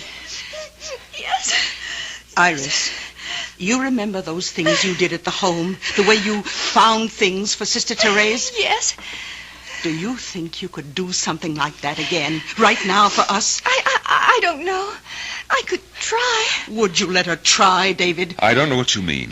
Now, I want you to hide something or name some object you've lost or misplaced, perhaps somewhere in this house. This is silly. It's a parlor game. The least you can do is try it. Oh, all right. How do we play this game of hide and seek? David, what about the cat? The cat? You remember, you once told me about a wool kitten you used to have as a child. You said you lost it somewhere in the house when you were 5, and you were so unhappy about it you wouldn't eat for days. Well, that's 30 years ago, Rowena. All the better, David. Iris, do you think you could find it Could you find David's cloth kitten? Oh, I'm not sure. I'm never sure. Just try, Iris. We won't blame you if you fail. It might have been thrown out ages ago, but try anyway. All right. I will. But you'll have to shut off the lights. And then what? Burn incense and chant? David, please, turn off the room I'll light. do it. There, Iris. The room is dark enough, isn't it? Yes. It's dark enough when I close my eyes. What's she doing? Breathing, obviously. I think she's going into a trance. It's so hard to know if she's faking or not, isn't it? Not for me, darling. She isn't, David. I know she isn't. She's in a genuine trance. Listen. Hot. Oh, it's so hot. She's sweating. So hot. She isn't faking that, David. Oh, so hot back here. Oh, please. Oh, please. Kitty is hot. Hot Kitty is hot. Kitty, she could be talking about the wool cat. Well, what if she is? Oh, please. Please, somebody. Help. Help Kitty. Help her. Please help Kitty. Dear heaven, the girl is in pain. It's an act, I tell you. Hot. Behind the stove. So hot. Kitty, so hot. Behind the stove, is that what she said? Iris, darling, are you all right? David, turn on the lights, quickly. Oh, Auntie, it was all gibberish. Rowena, it's just nonsense. You're so stubborn, David. Well, she said it clearly. The kitten's behind the stove. Well, you probably stuffed it when you were a little brat of a boy. We could find out, couldn't we? Is the same stove still in the kitchen? I suppose so. There's a microwave oven, too, but they've never moved the old iron monster. Let's look, David, please. I can't feel anything behind here. Well, try the other side, David. Oh, this is ridiculous. Look, my hands are getting filthy. Here, use this ladle. But it's no use, Rowena. It simply can't. It can't. David, what is it? Did you touch something? Huh? Oh, yes, something. I don't know what. Can you get it out? Yes, I think so. Oh, good Lord. David! It's a cat. A wool cat. Yes. It's so filthy and old, but it's still a cat, isn't it? Is it the one you lost? Is it? Yes, it's the one. You look so strange. You look frightened.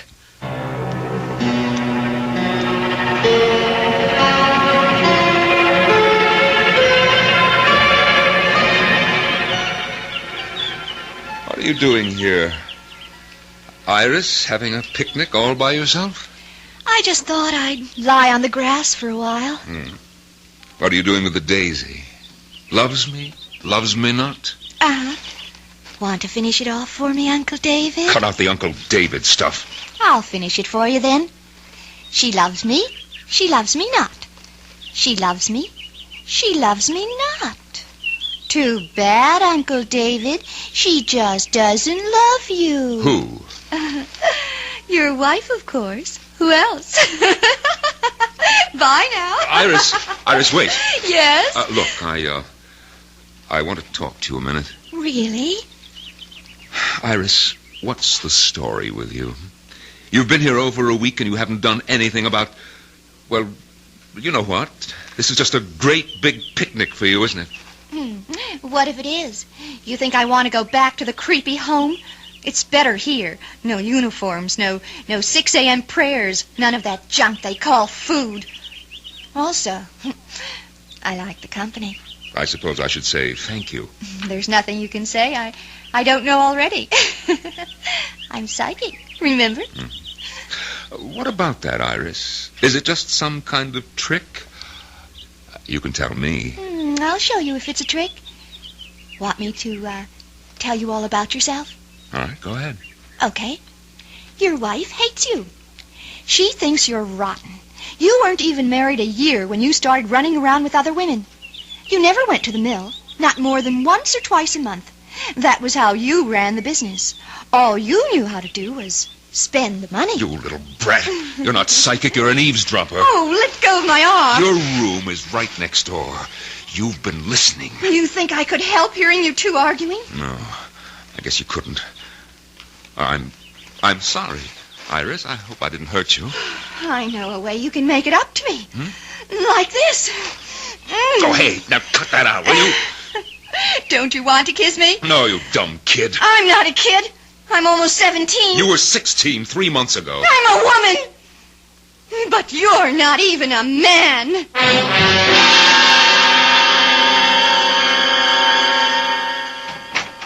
David? Yes, Auntie, it's me. Oh, did you call for a taxi? A taxi? No, why should I? Oh, I don't know, but Lucas's cab is in the driveway. He said he was waiting for you. Lucas? Well, I'd better go and see what he wants. Dinner will be ready around 7, David.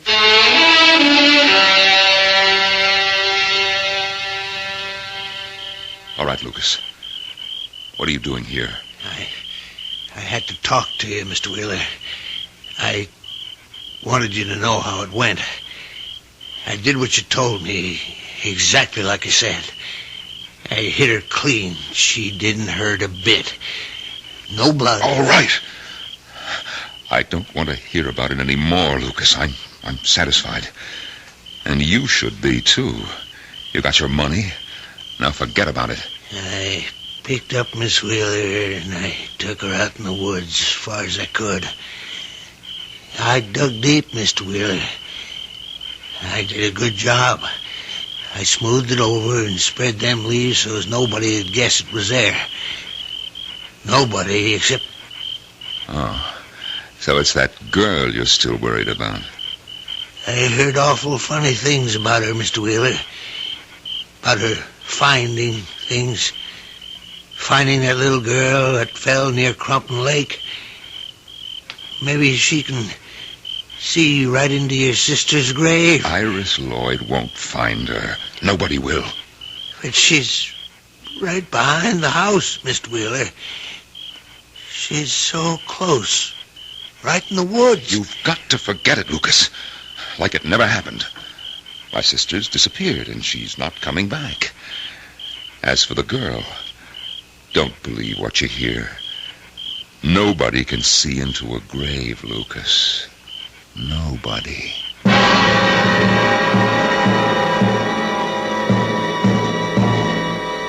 Is David Wheeler really as convinced as he sounds? Or can Lucas detect the doubt in his voice and the fear in his eyes? We'll learn more about the girl who found things when we return shortly with Act 3.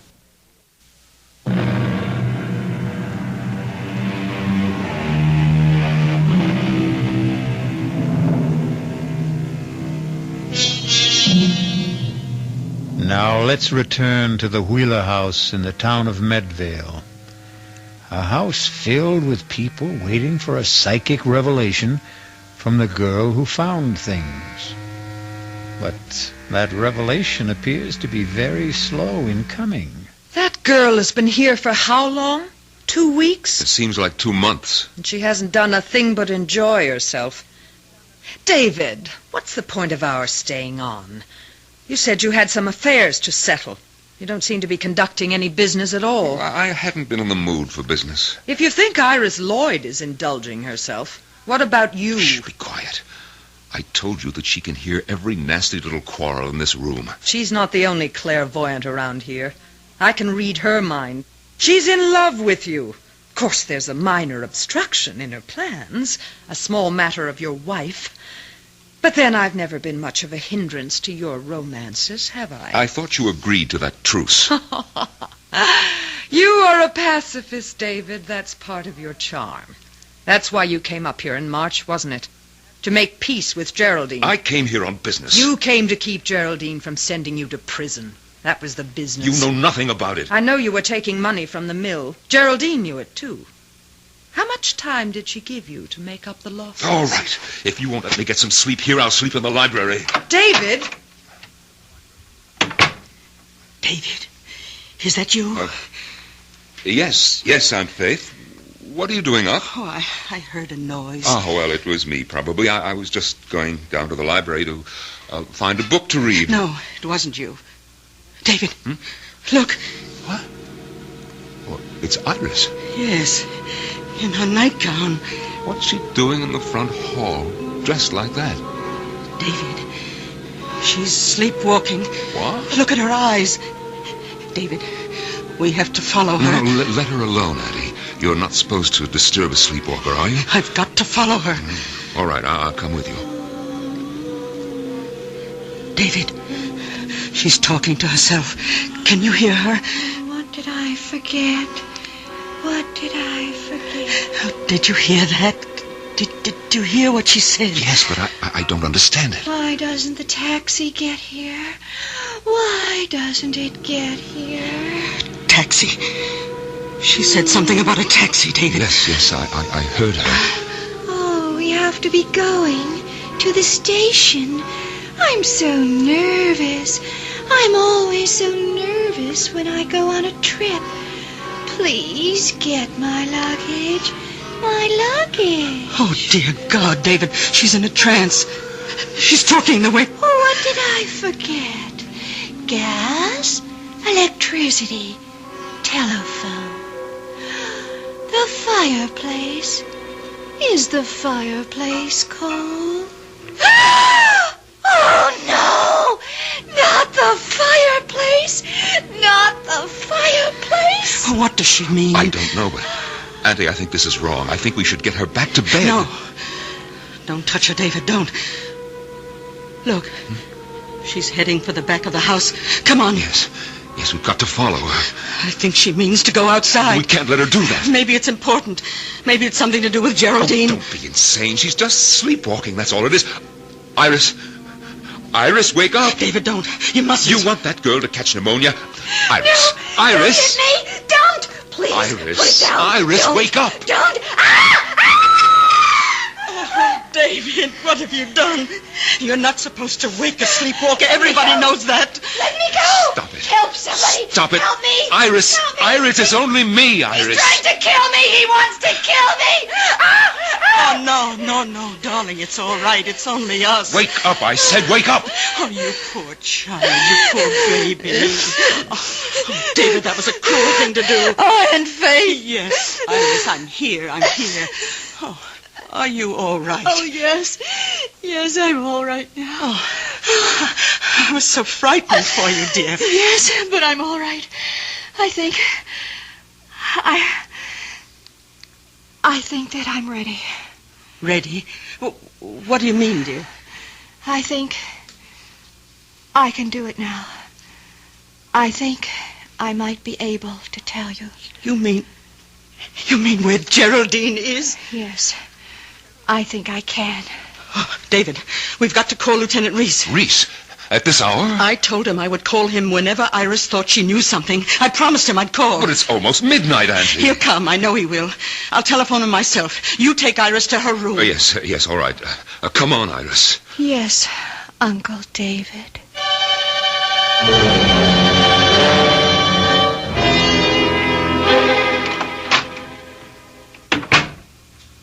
Well, Uncle David, are you scared? What are you talking about? You look scared. Scared of me? Shut up. I thought you would be. The minute you heard that I was ready. I'm sending you back. Iris, you're a fake. Even your sleepwalking act was a fake. Oh, David, you're so cute. You really are. But you know what? I don't have to be ready. I don't have to do anything at all when that policeman gets here. Not if you don't want me to. You don't know what you're talking about. You better kiss me now, David. You better kiss me. And make it really good. All right. All right, if that's what you want. David! Get out of here! I don't want you in my room. Rowena. You were right about the walls between these rooms, David. You can hear every little thing. I hate you. David hates you too. Tell her, David. Why don't you tell her? Yes. Why don't you, David? It's the only thing you haven't done so far. David. Yes, Aunt Faith? Oh, I just spoke to Lieutenant Reese. He says he's on his way. What for? Oh, you are ready, Iris, aren't you? You're ready to tell us where Geraldine is. Yes. I'm ready to tell you, Aunt Faith. More than ready.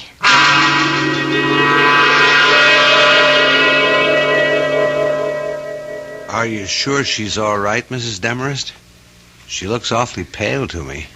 Iris always looks that way when she enters the trance. It's a fraud, Lieutenant. The whole thing is a fraud. You mustn't be taken in. Well, I'm just trying to keep an open mind, Mr. Wheeler. Oh, it's starting. I think she's going to say something. Oh, no. Iris, look, you've got to stop this. That girl is working herself into some kind of fit. It's all her own doing, isn't it? Well, maybe Mr. Wheeler's right. The girl might do herself some harm. No, you must wait. Listen. Aunt Faith! Oh, my God. Aunt Faith, I'm here. I'm here, Aunt Faith. Come and find me. Oh, help me. It's so dark. Oh, won't somebody help me? Oh. It's Geraldine. Oh, dear Lord, it's her. Oh, where are you? Oh, Geraldine, my poor darling. Where are you? Oh, help me. It's so dark, and I'm afraid. Where, Geraldine, where? Tell us where you are. Someplace far away. A place with ships. The sun is shining. I saw hills and green trees. There are bells ringing in the streets. She's out of her head completely. A place with ships, bells ringing in the streets. I see water, a bridge, trolley cars in the street, going up and down the hills. San Francisco. I'm sure she means San Francisco. Yes, it sounds like it. Iris, do you mean San Francisco? Is that where Geraldine is? Yes, that's where she is. Well, who knows? It's as good a guess as I've heard. Has Miss Wheeler ever been in San Francisco before? Never. Why would she go there? David? I really wouldn't know. But if that's where Iris says she is, I guess the spirits know what they're talking about. She's waking up. I want to go home. Oh, please, somebody take me home. To Sister Clotilda.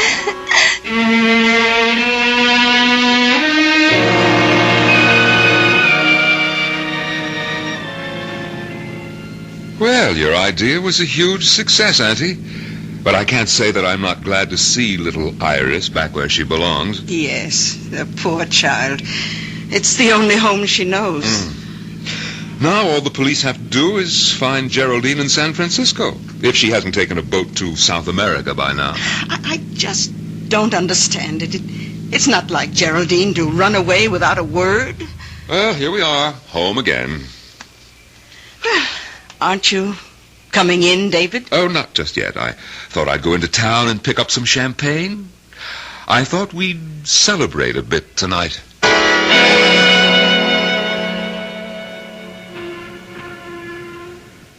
Well, hello, Lucas. How's the taxi business, huh? Could be better. You got any news for me, Mr. Wheeler? Oh, yes, Lucas. I've got good news. It's all over. Iris Lloyd is back at the Medvale School for Girls. Then she didn't know. She couldn't find out where that woman was. She didn't know, Lucas, just as I promised. Oh, I did the right thing.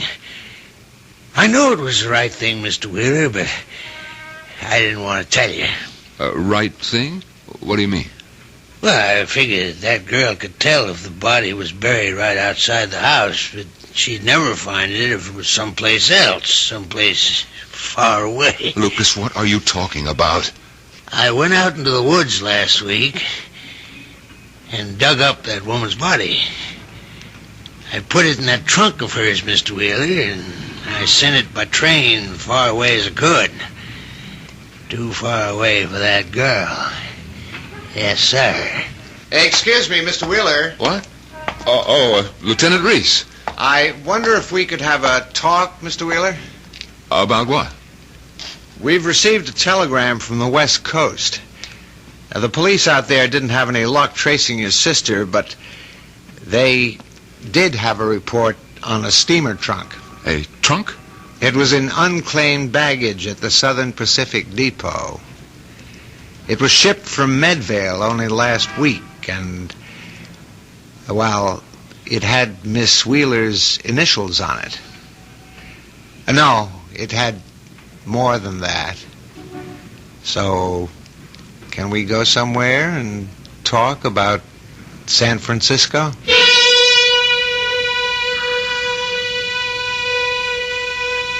Well, Iris Lloyd is back in her own bed tonight, and her dreams will probably be peaceful. But David Wheeler is in for a nightmare that may last him for the rest of his life. I'll be back shortly.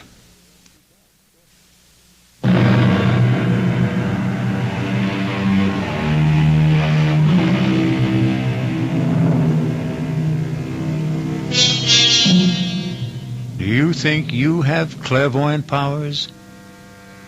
Have you ever had the experience of finding something that everyone else thought was lost? Actually, you've done exactly that. You found the magical world of radio drama. And now that you've made this find, we hope you'll come back for more suspenseful dramas to play inside the theater of your mind. Our cast included Norman Rose, Bryna Rayburn, Robert Dryden, Martha Greenhouse, Barbara Caruso, and Ann Costello. The entire production was under the direction of Hyman Brown. This is E.G. Marshall inviting you to return to our Mystery Theater for another adventure in the macabre. Until next time, pleasant dreams.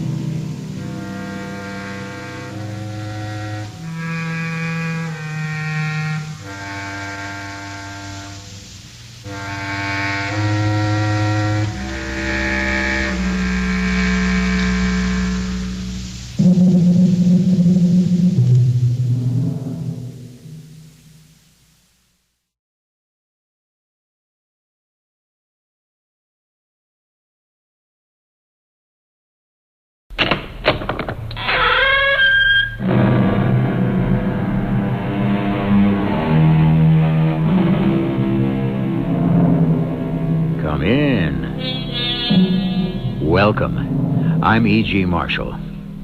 Suppose you stepped into an elevator or walked up to a counter and found yourself looking at a familiar face, but groping at the same time to identify it. Then, supposing further, that recognition came to you with an icy shock, and you had to absorb the eerie realization that the face you were looking at was your own. Well, suppose we don't just suppose, but we follow the result of what occurred when this actually became reality.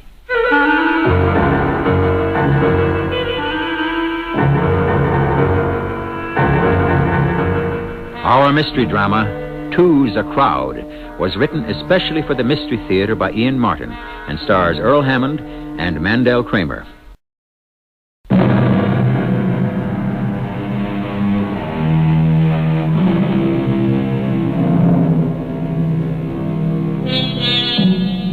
There was a poet named Lee who wrote in the 19th century, "In form and feature, face and limb, I grew so much like my brother that folks got taking me for him, and each one for the other."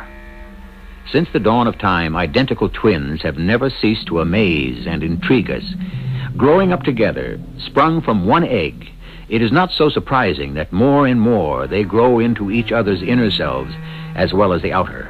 But what happens if they are separated at birth unaware that each of them is duplicated, and they don't find out about each other till they are men and grown. Sorry, drugstore's closed. I don't want a prescription. I just want a pack of cigarettes. Well, we closed at 10. I guess I forgot to lock... Holy cow. Don't get excited, mister. Just do as... No. Who are you? I'm just... Who the heck are you? I'm Phil Henderson. I own the store. What's your name? Len. Len Brock. You live in Manhattan? No, Brooklyn.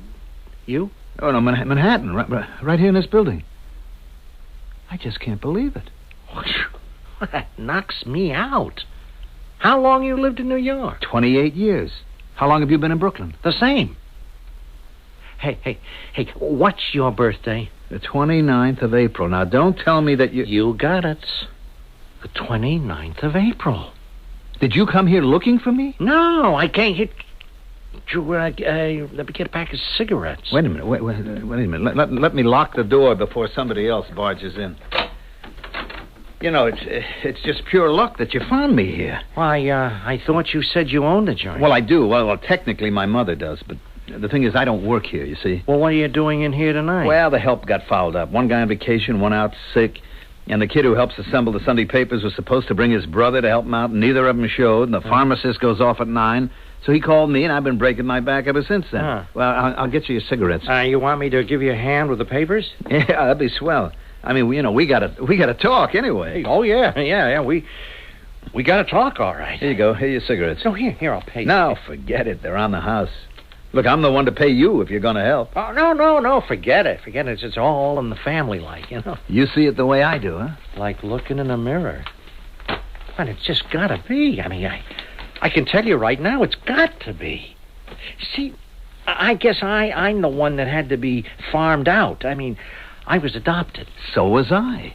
How about that? Boy, that's kind of a rocker. Why? Well, like the moment I saw you, I figure we gotta be brothers, twins. No way it could be anything else. Mm-hmm. Then when I hear we got the same birthdays and the same age, I figure now I'm gonna meet my real mom and pop. You're gonna take me to meet them. That's what I thought you'd do. You ever know them? My real parents? I mean, our parents? Yeah. No. How about you? I asked about them plenty of times, but my foster parents always claimed they didn't know. Your foster parents? Uh-huh. You still live with them? No. The old man skipped out when I was 15. Arlene, the one I call Mom, she kicked the bucket about 6 or 7 years ago. I heard. You heard? You'd moved out? Moved out. More like she did. Well, it's a long story. Hey, come on. We better start stacking the Sunday paper together. We can talk while we're at it. Huh? I have a better idea. Let's get this over with and go somewhere we can really talk. Well, you said you lived in a building. You know, we could go to your place. No. You see, Mother, the lady I call Mother, is very sick. Look, there's a bar right next door. We can go there and talk.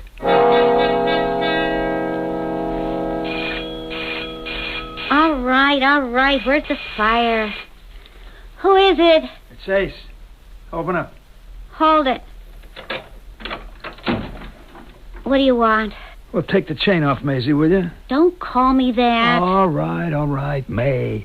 Will you let me in? I want to talk to your boyfriend. Lenny isn't here. Come on. Stop kidding around, will you? The man sent me. The man? You heard me. Lenny still isn't here. Come in, see for yourself. That's more like it. So, where's the hot shot? Out. What do you care? I don't. I told you the man sent me. So what does Sharky want from... Oh, don't tell me Lenny's been gambling again. That's right, and losing. Oh, no. How deep in is he? Plenty. What do you think I was sent after him for? You gonna hurt him? Yeah, just slow up, Maisie. You know that ain't my style. The strong-arm stuff is up the bunny. How long is it going to take you, sister, to learn that the guy is just no good, that he's a deadbeat? Oh, I know that. What do you hang out with him for? Because I love him. Look, Maisie... And I keep thinking one of these times he'll live up to all his promises. I mean, hoping. Yeah. And don't call me Maisie. All right, May.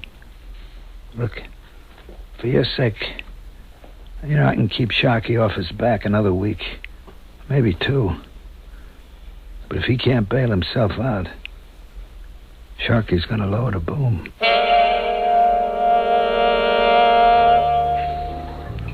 Well, here's looking at you, Phil. I guess I should have said, here's looking at me. I tell you, Len, I can't believe it yet. You're my twin, all right. Oh, yeah, your own flesh and blood. Hi, brother. That's me. Imagine the two of us living right here in the same city and never even knowing about each other. Tell me about you. Well, I just wouldn't know where to start. Well, back at the store, you said something funny. Huh? You said you didn't move out on your mother. Oh, I mean the woman who brought you up. That it was more as though she moved out on you. What'd you mean by that? Oh. Well, see, I told you my old man, I mean, her husband took a walk on her, You mean when you were 15? Well, almost 16. He left us flat. We were on the rocks, You had no money, huh? Yeah, we owed everybody. The best Arlene could get was a receptionist job, so I had to drop out of high school to help keep us going, and, I had to go to work. Doing what? Yeah, jobs. Anything I could get to raise some scratch. Well, I didn't mind at first, you see, but her, she changed a lot. And inside a year, the Joes were coming around, and, one morning I woke up to find out she'd walked out on me, too. Walked out on you? Yeah. She said she found this crumb who was willing to make a life for her, but he didn't want me around. So I joined the service, the Navy. I did a hitch, and then I come back with a stake and found out she died. And come on, now that's enough about me. Well, one more question. What do you do now? Me? Yeah. Oh, I'm in insurance. Oh, come on. Now let's hear about you, huh? Well, compared to you, Len, I've been lucky. I mean, my mother and father, the people who adopted me, were older people. They'd never been able to have any children, so, I was really the fair-haired boy. All the time I was growing up, I can't remember ever not getting anything that I wanted. Oh, boy, lucky. And they're pretty well fixed, huh, with the store and all? Well, the drugstore does all right, but Dad really only hung on to it for sentimental reasons, because that's where he got his start. What do you mean, his start? Well, the old man had always wanted to be a doctor. When he was young, he had to settle for being a pharmacist. But he had a flair for invention in the pharmaceutical field. And one of them was some kind of a skin lotion that went over big with his customers. Well, it got to be such a hot item that he finally was able to sell the formula to one of the big houses for a bundle. And royalties. You mean he's really loaded? Was. Too bad he had a heart attack and died before he could really enjoy it. But he left you pretty well fixed, huh? Well, all the money went to Mother. I mean, I don't get anything until she dies. I have a roof over my head, and I'm fed, and I get enough money to get by on. Oh, well, the old lady keeps you on an allowance, huh? Well, that's the way my dad set it up. I guess he wanted to make sure that I'd be around to take care of Mother. And you say your mother's sick, huh? Yeah. What's the matter with her? Oh, I don't want to talk about it. Oh, well, is she dying? Yeah, she's dying. I mean, it won't be very long now. Uh-huh. It's really funny, I thought I was going to be all alone in the world. And now, you turn up. Just in the nick of time. My twin. Yeah. You're identical twin. You married? No. Are you? Yeah. Oh, yeah. Greatest girl in the world. Any children? Not yet. Give us a chance. We're just getting settled. Oh, it's that recent, huh? Yeah. Well, listen, I hope I'm going to get a chance to meet, May. Yeah. First chance, we'll have you over to dinner in the evening, huh? And we'll have a lot of get-togethers. I'd like that. I'm afraid, though, it's going to have to wait until Mother... Well, yeah, sure. Sure, I understand, Phil. But, we got to keep in touch. Of course. Look, I'll give you my phone number. You just call me. And you better give me yours. We got to keep in touch. We will. I wouldn't want to lose you now. Uh-huh. Don't worry. There is no way you can shake me, brother. May, you haven't heard a word I said. Well, you listening? Yeah, I heard. You pick a drugstore, you go in to knock it over, and instead you get knocked over. Because the guy in there looks like you. He didn't look just like me. He's my twin, my identical twin. We're brothers. Oh, spare me the hearts and flowers. So what good does that do us? Did you get any dough off him? No, not yet. But you know me. I will. When? Just as soon as his old lady kicks off, he'll be rolling in it.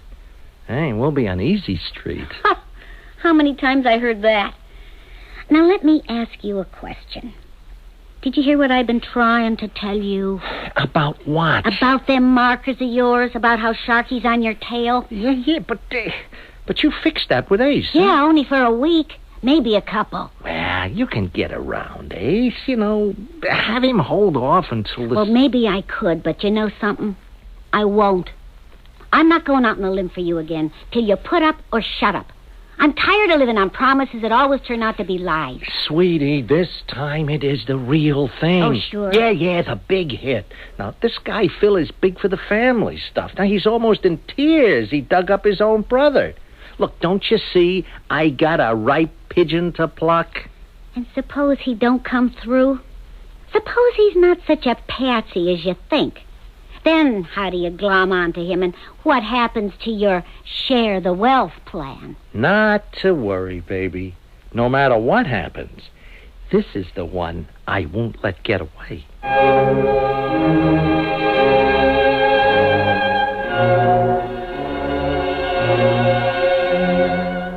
It seems as if Philip Henderson's joy in his reunion with his brother may not turn out to be as unalloyed as he might have wished.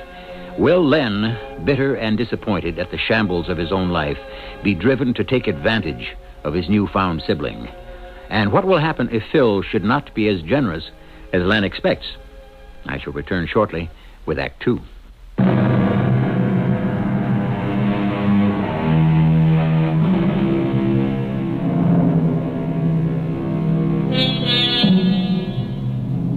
It has always fascinated doctors to have the opportunity to study identical twins who have been brought up, for whatever reason, apart.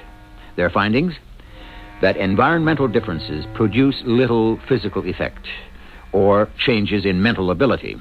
Educational achievement is affected more, and personality and temperament the most. Now, let us pursue our private study further as we examine Philip, the other twin, on his home grounds.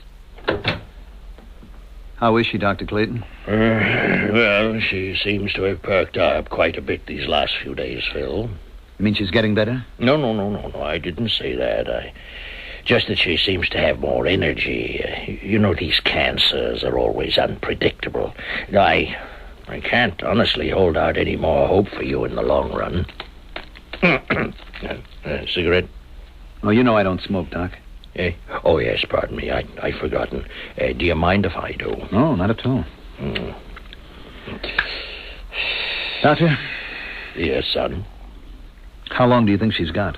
Well, it's hard to say. Sometimes they linger indefinitely, Beth Henderson and I go back a long way. I'd do anything for that girl. Girl? Yes, it's the way I'll always remember her. Well, there's no rest for the weary. I've got to get back to the hospital for afternoon rounds. Thanks for coming in, Dr. Clayton. Does she need anything else? Well, right at the moment, mostly you. Best lift for her is to have you with her. I'll let myself out. Go on in, lad. Cheer her up. I'll do anything that's best for her.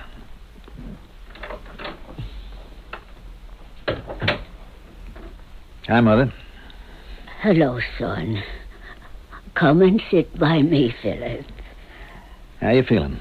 I was thinking of getting up. Well, Dr. Clayton didn't seem to feel... Oh, pay no attention to Porky.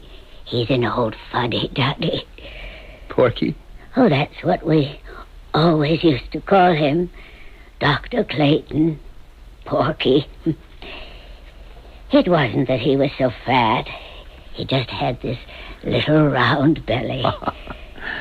Can I get you anything? It isn't time for my medicine yet, is it? Almost. Well, then, maybe... Would you give it to me, son? I'm so tired, and I hurt a little. I'd like to rest. Okay, Mother. That's what you want. All I ever wanted was a son, and I found him in you. Oh, what's that? Oh, it's the phone ringing, Mother. Well, answer it. It sounds so far away. Well, I disconnected it in here. I didn't want it to disturb you. Excuse me. Huh? Oh, yes. Just come back. It's lonely without you. I won't be long.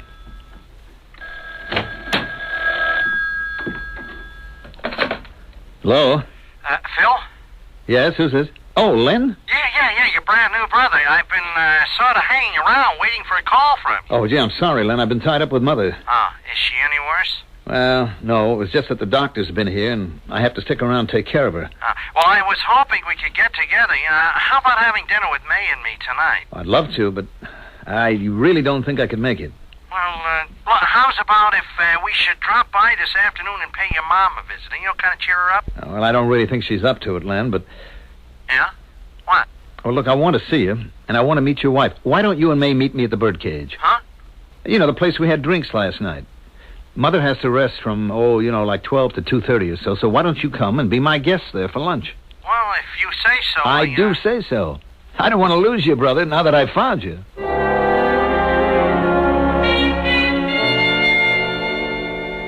I don't know if I want to go. Oh, come on now, May. This is our whole future. Oh, why'd you have to go and tell him I was your wife? Well, it just came out like that. I guess maybe I wanted him to think I was a solid citizen. Oh, that's a laugh. Well, won't be if we can hit him up for a steak.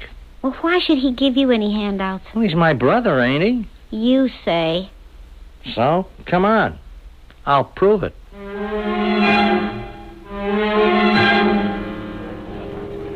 So, what do you think now you've seen the two of us together, huh, May? You could knock me for a loop. Not much doubt we're brothers, is there, Mrs. Brock? If I came into this restaurant and Len wasn't sitting right next to you, I'd figure you for my boy. My husband. Excuse me, Chexer. Just leave it right there. You people want anything else? No, I'll just finish my coffee. Yeah, that goes with me. Oh, listen, I wonder if you two will excuse me. I've been gone nearly 2 hours. I want to call and see how Mother is. Sure, go ahead. Be right back. Well, what do you say, May? Oh, I gotta eat Crow. He's the spitting image. Like I said, and top drawer all the way. He wears the best.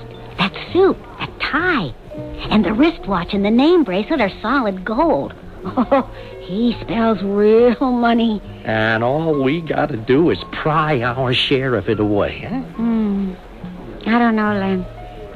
Maybe a hit pay dirt. And then again... Shh, hold it. Listen, you two, you have to forgive me. Mother's taken a turn for the worse, and I have to get there right away. May, it was real nice to have met you, and we'll have to see each other again. Len, I'll keep in touch. Well, how do you like that?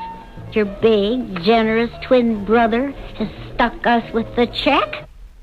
How's the chicken coming, May? Oh, it's under control. I wish I thought you had your pigeon the same. He's coming here for dinner tonight. Now, this is the night I hit him up for good. How's this old lady? He's hanging on. Then where is Phil going to get the dough for you to hit him up for? Look, do me a favor, will you? Let me handle this.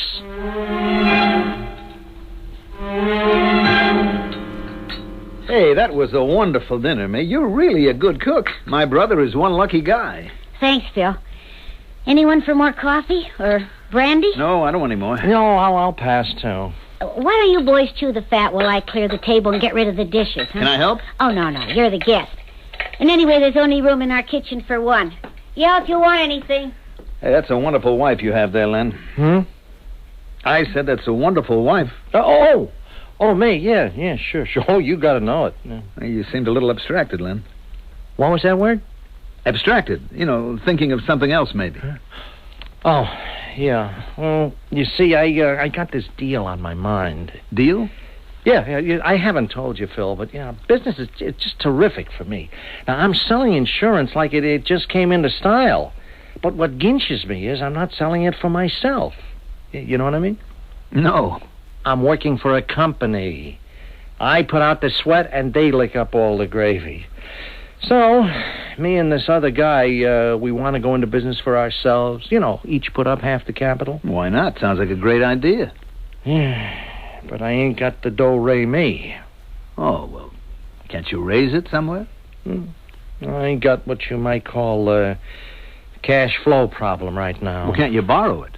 Well, that's what I wanted to talk to you about. I haven't got it, Len. Well, look, you know, it isn't all that much, and all I'd ask you to do Len, is... please. I'm sorry, I just can't do it. Hey, look at the time. I had no idea I'd been here this long.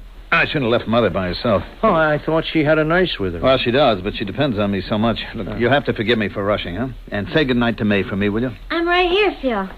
You have to leave so soon? Yeah, it's Mother. If I'm gone too long, you know, it just upsets her. And besides, I have to give her medicine. Thanks for a lovely dinner. Oh, yeah, anytime. I hope I can reciprocate someday. Oh, that'd be nice. Good night, Len. We'll keep in touch. Yeah, Phil. We'll be in touch. Good night. Night. Did you hear? I heard your loving twin give you the ever-loving brush-off. Well, now, maybe it wasn't. You know, he does worry about his old lady, and, well, he doesn't have the cash either at the moment. Look, but when I show him I only want him to co-sign a loan, he'll go along. What do you think? I think you're identical twins.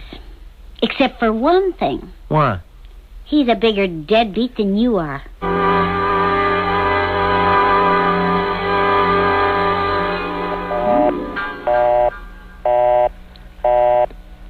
Nuts. No luck? Yeah, 2 days now, and all I get is a busy signal, or that nurse saying he isn't home, or he can't come to the phone. The runaround. But I can't figure that. Not the way he was so glad and excited to see me when I turned up as his twin. Now, the only thing I can... Hello? Len? Yeah? Who is this? Ace. Hey, what do you want? You know. Well, you gave me an extension. I tried to buy you one. But there had to be a limit. Your time has run out, Len. Hey, wait a minute, Ace. You got more than a minute, but not much. Tomorrow night, 9 p.m. I'm coming by. If you can't pay off by then, Sharky will. Well, suppose I can. I mean, then what? It ain't a matter of breaking bones anymore, Len. You don't come through after the extension I bought you. The man is going to be mad. I mean, real mad. He's going to have to make an example. No, wait, Ace. Just wait until I tell you. There's nothing to tell me, Len. You put up by tomorrow at 9. The answer is, you'll be shut up. Len? Yeah. Did you hear any of that, May? I was listening on the bedroom extension. What are you going to do? I'm going to see Phil. He's not going to come through for you. He'd better, or else. Or else what? There ain't going to be twins anymore. Only one left. Me.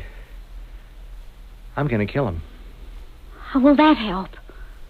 It'd be the only way left to buy myself out of the hole I'm in. I'd have to take his place.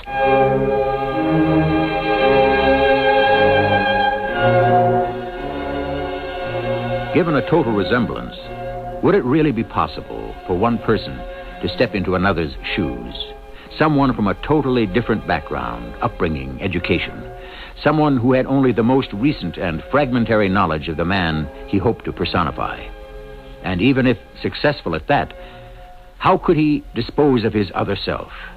I shall return shortly with Act 3.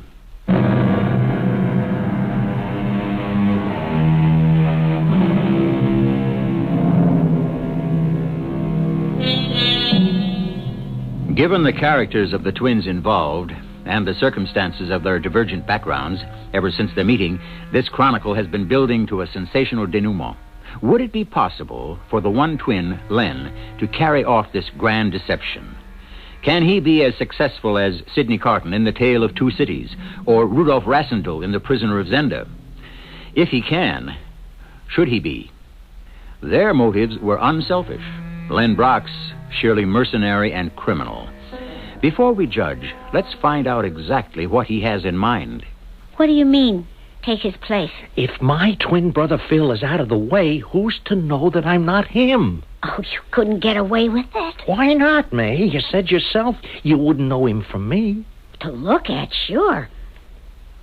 But there is one way anybody could. How? Your voice, the way you talk. Well, I've been doing a lot of thinking about that.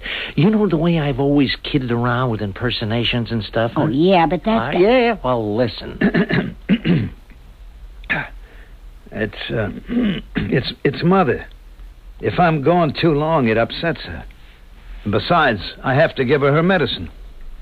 Hey, thanks for a lovely dinner. So? What do you think? Well, there you really sounded like Phil. You could have fooled me, but I don't know about people who know him. Well, look, if I could get away with it with you, well as you know me, I can hack it with anyone. Well, yeah, but Len, kill him? How? Well, I think I know if I have to. I'm hoping it won't come to that. Look, I got one more angle left. What? Well, like I said, see, I'm going into New York to see Phil. Now, you give him one last chance to bail me out. If he won't, well, what the heck? It's his neck or mine. And I ain't going to be the one to end up with it in a sling.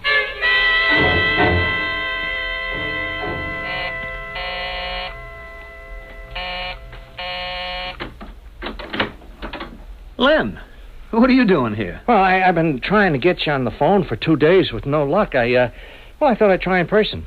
Can I come in? Yeah, sure. How'd you get up here? Oh, that was for laughs. I walked in downstairs and the doorman said, "Hello, Mr. Henderson. I didn't see you. You go out?" So I said, "You got to be on the ball every moment. Keep that security tight." And he said... Hey, that sounded just like me. I mean, what you said to Donald, the doorman. Well, I didn't want anyone to think you were living a double life. I mean, I've been getting the message the last couple of days. Maybe you're sorry a twin ever turned up. Oh, no. It isn't like that, Len. It's just that Mother's been through a very bad period. I mean, we almost lost her. Oh, how is she now? Well, she's all right. Dr. Clayton says she's out of danger. Oh, that's good. Why were you so anxious to try and reach me? Oh, come on. We just found each other as brothers, and then there was, well, you know, that last discussion when you were to my place for dinner. I just wanted to Look, say... Look, that's been bothering me too, Len. So just let me try to apologize. I mean, even if I wanted to help you out financially, I can't until I come into my own money. Okay, I can see that. But more than that, I didn't want our relationship to start out on a financial basis. I mean... Oh, no, I know what you mean, Phil. No, I don't think you do. See, you think I've had the best of our being adopted. Well, maybe you're right. But there's one thing that you don't understand. My foster parents, my mother and dad, were too old ever to have had a kid. I mean, I could have been little Lord Fauntleroy or something, and they wanted to keep me that way all my life. Ever since I was 18, I've been waiting to get hold of some of the money that was coming my way, and instead I've been kept on a leash like a pet poodle. So when I finally get it, Len, it's only going to be spent my way. I'm not giving any handouts to anyone. Oh, look, I didn't come here to ask for one. Why are you here? Well, I just wanted to, May was kind of upset the other night that you ran out. She blamed it on me, that I hit you up for a loan.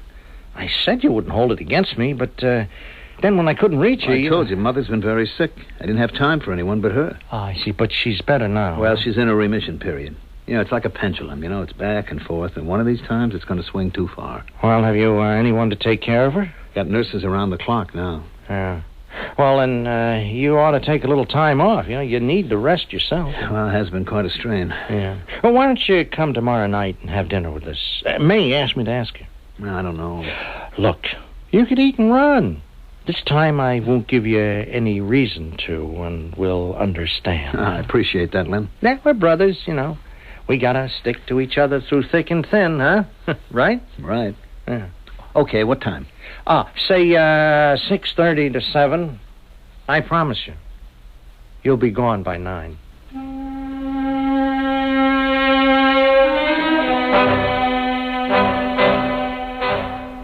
Hey, what time is it, May? About 10 to 7. You don't suppose he won't show, huh? Well, maybe it'd be better if he didn't. Now, hold on to yourself. Now, look. Let's go over it again. No, I can't. Boy, it is so hot. I turned up the heat. That's the plan. Yeah, I know. Now, as soon as he gets here... Oh. That's him now. When? Sooner the better. Don't forget the high five. No, I won't. Okay. Well, here goes nothing. Hi, Phil. Hey, glad to see you could make it. I'm just glad that there are no hard feelings. What? Over money? Oh, that's the least of our problems. Here, let me take your coat. Hello, May. It's so nice to see you again. Well, I hope you won't think I'm just a freeloader. Ah, come on. Who are you kidding? Woo, it's hot in here. Here, let me take your jacket, too. All right. These landlords in the heat, feast or famine. Yeah. Sit on the couch, Phil. Make yourself at home. May, how about turning on the hi-fi? Okay. This is nice. Nice to have a brother. Yeah, that was my idea for a while. Now I find I can do without him. What? Turn up the hi-fi, May. What are you doing with the gun? There's no room for twins, Philip. Just for one of us. No, you can't. I'm not. All right, May. All right, turn it down. Did you? There's only one twin left. Now, here, help me get his clothes off and dress him in mine. Oh, Len, Don't pass out on me now. You know what to do when Ace comes? Yeah. Where will you be? I'll be at Phil's apartment from now on, till the old lady dies. And from then on, we will be in clover.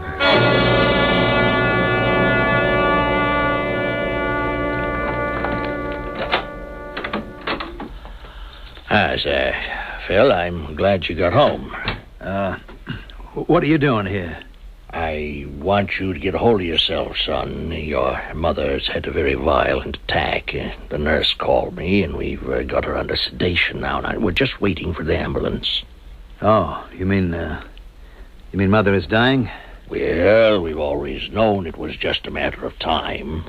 As a doctor, I've tried to get you to face that for a long time. Oh, yeah. Yeah, of course, Doctor. I realize it's just so sudden. Yes, it caught me off balance, too. You weren't aware of how rapidly she was deteriorating? No, Doctor, no. Oh, that's strange. On my daily visits, I was constantly surprised at how well she was weathering it. Well, there's no way of ever telling. Every case is individual. Yeah, I suppose it is. Care for a cigarette? No. For once, I don't feel like one. When did you start smoking again? Huh? Just the pressure, I guess. Yes, it gets to all of us. Yes. What? That sounds like the ambulance now. Do you want to go with it? Well, maybe I just better trail along by myself. Well, I can't hold out much hope. Brace yourself. It's never an easy time. Death is always the most unwelcome of visitors.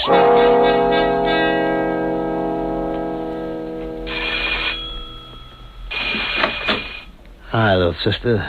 Come in, quick, Ace. Hey, how come I'm welcome for a change? No, don't kid around, Ace. I'm in terrible trouble. With that Welsher you hang around with, I ain't surprised. Well, just cheer up, sis. Me and the organization are going to take him off your hands. You're too late. What do you mean? Come in the living room. Look. Holy Toledo. What happened? I didn't mean to shoot him, but he just drove me up the wall. Len, him with his lies and his double-dealing, using me to front for him. All the time he was double-crossing us, pretending he could deliver something he couldn't. Now, dough, huh? Are you kidding? Everything he did got us deeper in debt. He was crossing everybody up, including me. I just couldn't take it anymore. I grabbed his gun and blew him out. All right. Just take it easy, sis. Take it easy. Between you and me, if you hadn't taken him out, the boss would have arranged the same thing. What am I going to do, Ace? I don't want to go to prison. Well, you think I'm going to let that happen to my little sister? There's nothing to worry about, I tell you. Just let your big brother handle this. How? Look, it's my business, baby. Right as from now and here on in, it's like Len Brock never even was. He's not only dead, he's already buried.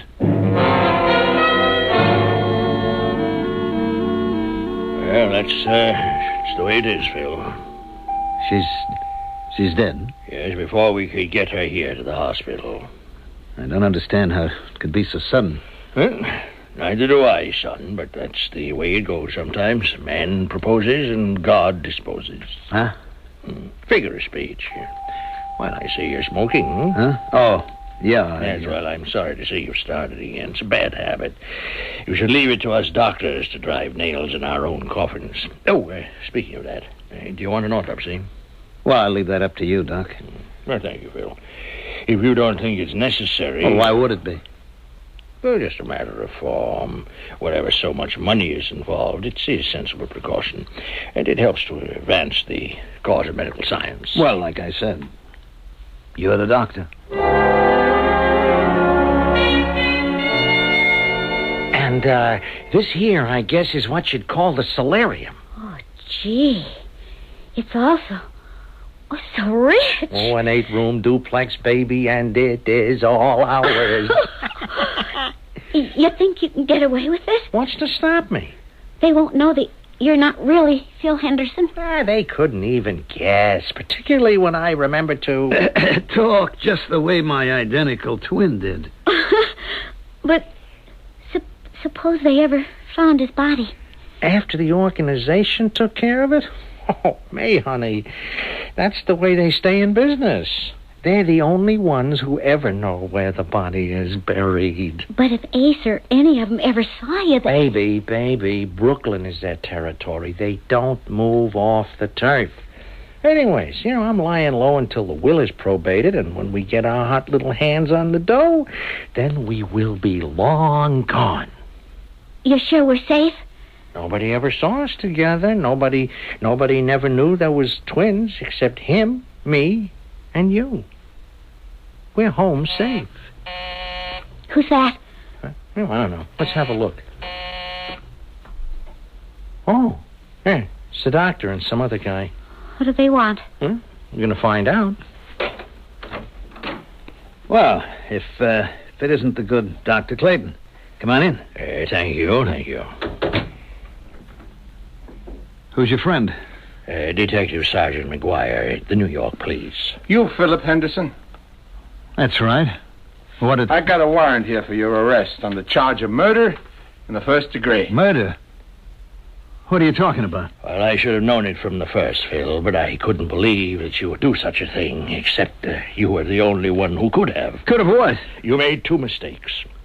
First of all, in small doses, arsenic works as a tonic. It helped keep your mother alive. After, when you increased the dosage to kill her, you forgot one thing. The body doesn't throw off arsenic. It builds up. The autopsy proved your mother died of massive arsenic poisoning. Mr. Henderson, I better tell you your rights before you say anything. No. You got it wrong. It's all wrong. I am not Phil Henderson. You certainly weren't acting like him towards the end, smoking, lapses of memory, sometimes not even talking like yourself. But don't you see that? That's why because I am someone else. I am not Phil Henderson. Come on, Mr. Henderson. No, Save it for the judge and the jury. Who are you kidding? Who else could you be?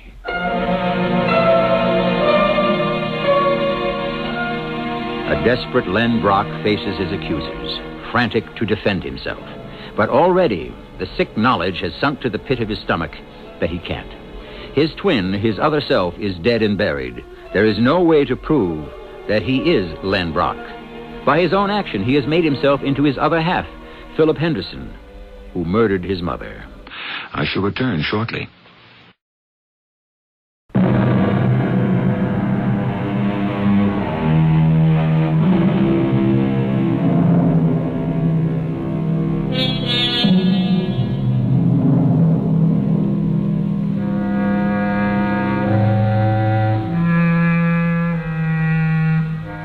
For any who might cavil at coincidence, just recently all the media carried a story of 2 adopted twins who lived in the same city for 18 years before they happened to cross each other.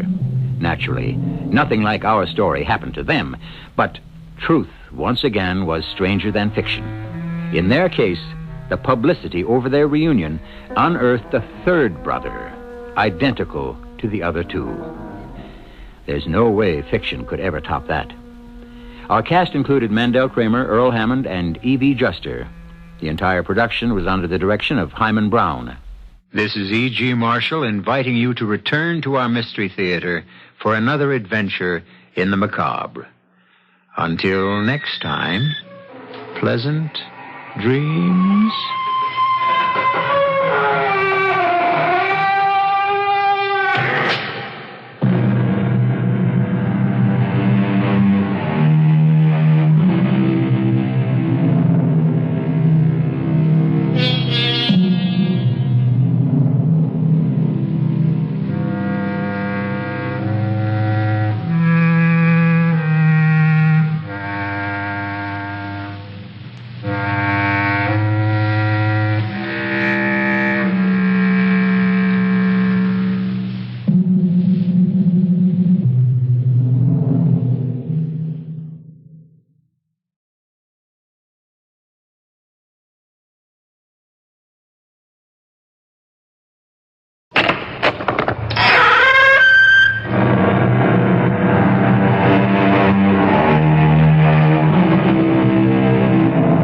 Come in. Welcome. I'm E.G. Marshall. I go to seek on many roads what is to be. True heart and strong, with love to light. Will they not bear me in the fight to order, shun, or wield, or mold my destiny? Destiny that waits for all of us. But is it cast forever for all of us in frozen letters of stone? Or does it change?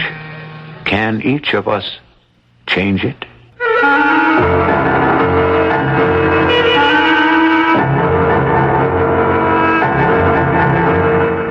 Our mystery drama, Jimmy Valentine's Gamble, was adapted from the O. Henry classic especially for the Mystery Theater by Sam Dan and stars Robert Dryden and Paul Hecht.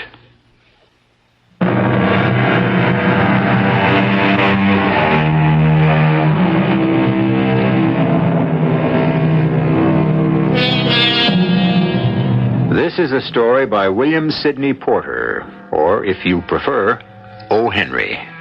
Everything and everyone was grist to his mill. The basic theme of his life was once expressed by a Roman poet named Terence, who said, "I am a man. Nothing human is alien to me." And no human being was ever alien to O. Henry either. Emaciated shop girls, overfed society dowagers, millionaires, cops, clerks, anyone, everyone.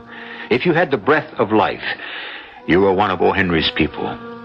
At this time, let us meet one of O. Henry's favorite people, a bright young man named Jimmy Valentine. For further particulars, listen to the master storyteller himself. I met Jimmy Valentine while I was in prison. What was I doing in prison? Well, let me just say this about prison in general. Many of the people who are in it should be out of it, and many of the people who are out of it should be in it. At any rate, this is Jimmy Valentine's story, not mine. I was assigned to work in the dispensary. It was an easy, pleasant job. Well, Jimmy, I see you getting out tomorrow. Happy days, Billy. I guess you won't be coming in here to the dispensary anymore for my good old toothache remedy, huh? Oh, I never got a toothache. I come in for the lecture. But the lecture? I've heard the lecture from professionals, Billy, from preachers and judges and wardens, but none of them even come close to you. Jimmy, I hope you never come back. You're really not a bad fella at heart. Oh, I am. I am. Stop cracking safes and live straight. I'm the best there is. Look at these fingers. These are the fingers of a genius. Let my fingers touch the lock on a safe, and they just don't feel. Oh, no. They can see. They can hear. And the net result? Jail. If you were smart, you'd give it up. I can't. It's destiny. It's what I was born to do. Nobody's born to be a safe cracker. What were you born to be, Billy? A bank clerk? Look where it got you. No, I don't think I'll work in a bank anymore. A drugstore clerk? I hope not. You see, pal, that's your problem. You don't know your destiny. You call safe cracking a destiny? Well, maybe it ain't exactly. Isn't. Thank you, Billy. Maybe it isn't much of a destiny, but at least I got one. Let me know when you find yours. Well, I found my destiny after a while. It was to go to New York City and write stories for magazines and newspapers. And it was a happy destiny. I wished I could tell Jimmy Valentine about it, but I had no idea where to find him. And then one day, a letter arrived. It was from a Mr. Ralph D. Spencer. Who could it be? I didn't know anyone named Ralph D. Spencer. Dear Billy, Jimmy Valentine is out. Ralph D. Spencer is in. I have gone and done it. I have gone straight. I have become a rube. I have married the dearest, sweetest girl in the world. The only safe I open now is the safe in my very own shoe store. And although I feel like a fool using the combination, it's all part of my new life. I had to laugh. The very idea of Jimmy Valentine happily married and the proprietor of a shoe store in a small town. Anyhow, I returned to the letter. After he was released from jail, he went straight away to a saloon owned by one Mike Dolan. Jimmy. Oh, Jimmy, my boy, what a sight for sore eyes. Have a drink. I'll put away the bourbon, Mike. Oh, that's right, I forgot. You never touch the hard stuff. Can't afford it. Makes your fingers shake. A tall glass of seltzer and milk, right? Right. Yes. I'm sorry you had to stay in jail so long. Oh, 4 months ain't too bad. That detective. Yeah, Ben Price. Well, you knocked out a tooth. Yeah, you shouldn't complain. He gave me a black eye. What a beauty of a fight. A beauty. I meant to ask, why didn't you go along quietly, Jimmy? You always did. I couldn't let him find my tools. Losing those tools would be like losing my arms. Well, Jimmy boy, they're here, ready for you. Yeah, you couldn't buy a set of those tools for $1,000. Well, I believe it. They're made of the finest imported Swedish steel. Every drill, every punch, jimmy, clamp, auger, plus those little novelties I invented myself. They're the envy of the profession. Why, Sully himself said he'd give you $2,000 anytime you wanted to sell. I wouldn't sell them to Sully for $2 million. Why not? Because I don't like him. What do you got in mind? Well, first I have to pick up the tools, then, well, the world's my oyster, as they say. Hey. And watch me crack it wide open. And that's what he did. In the early evenings, say 7, 8 o'clock, he would crack open oysters at the finest restaurants in the country. And in the early morning, say 1 or 2 a.m., he'd crack open safes in some of the best guarded banks in the country. Jimmy always needed that challenge. Now, he mentioned the name Ben Price just before and identified him as a detective. Ben worked for one of the largest insurance companies in the world. I tell you, it's Valentine, Mr. Powell. Valentine? It has to be. Dandy Jimmy Valentine. It's as if he left his signature. Yeah, he is just out of jail, Price. He may have learned his lesson. Yeah, I'll tell you the lesson he learned. Small jobs, never more than a couple of thousands. Small bills, no silver, no securities. Nothing you can trace. It doesn't seem possible. Jimmy Valentine cracking safes for chicken feed? It has to be Valentine. Look at this combination knob. Jerked out as easy as pulling up a radish in wet weather. He's got the only clamps that can do it. And how clean those tumblers were punched out. He never has to drill more than one hole. Supposing it is Valentine. No supposing. He's my man. And how do you propose to get him? I'll get him. And he'll do his full bit. I'll chase him the length and breadth of these here entire United States. Can you get him, Price? This time, can you get him? And make it stick? I've got to get him. After all, he owes me a tooth. Of course, Jimmy wasn't privy to this particular conversation, but he did know that the thief catchers had been roused against him, especially Ben Price. But Jimmy depended on his luck. Long jumps, quick getaways, a taste for good society. Oh, he was a hard man to find. Well, on this particular afternoon, Jimmy got off the train at a town called Elmore, somewhere in the blackjack country of Arkansas. Elmore, of course, had a bank, an interesting bank. And so Jimmy, looking like a nice young traveling salesman, walked down the sidewalk and turned into the hotel. Anyone here? Hello? All right, I hear you. No peace, no quiet, no rest here below.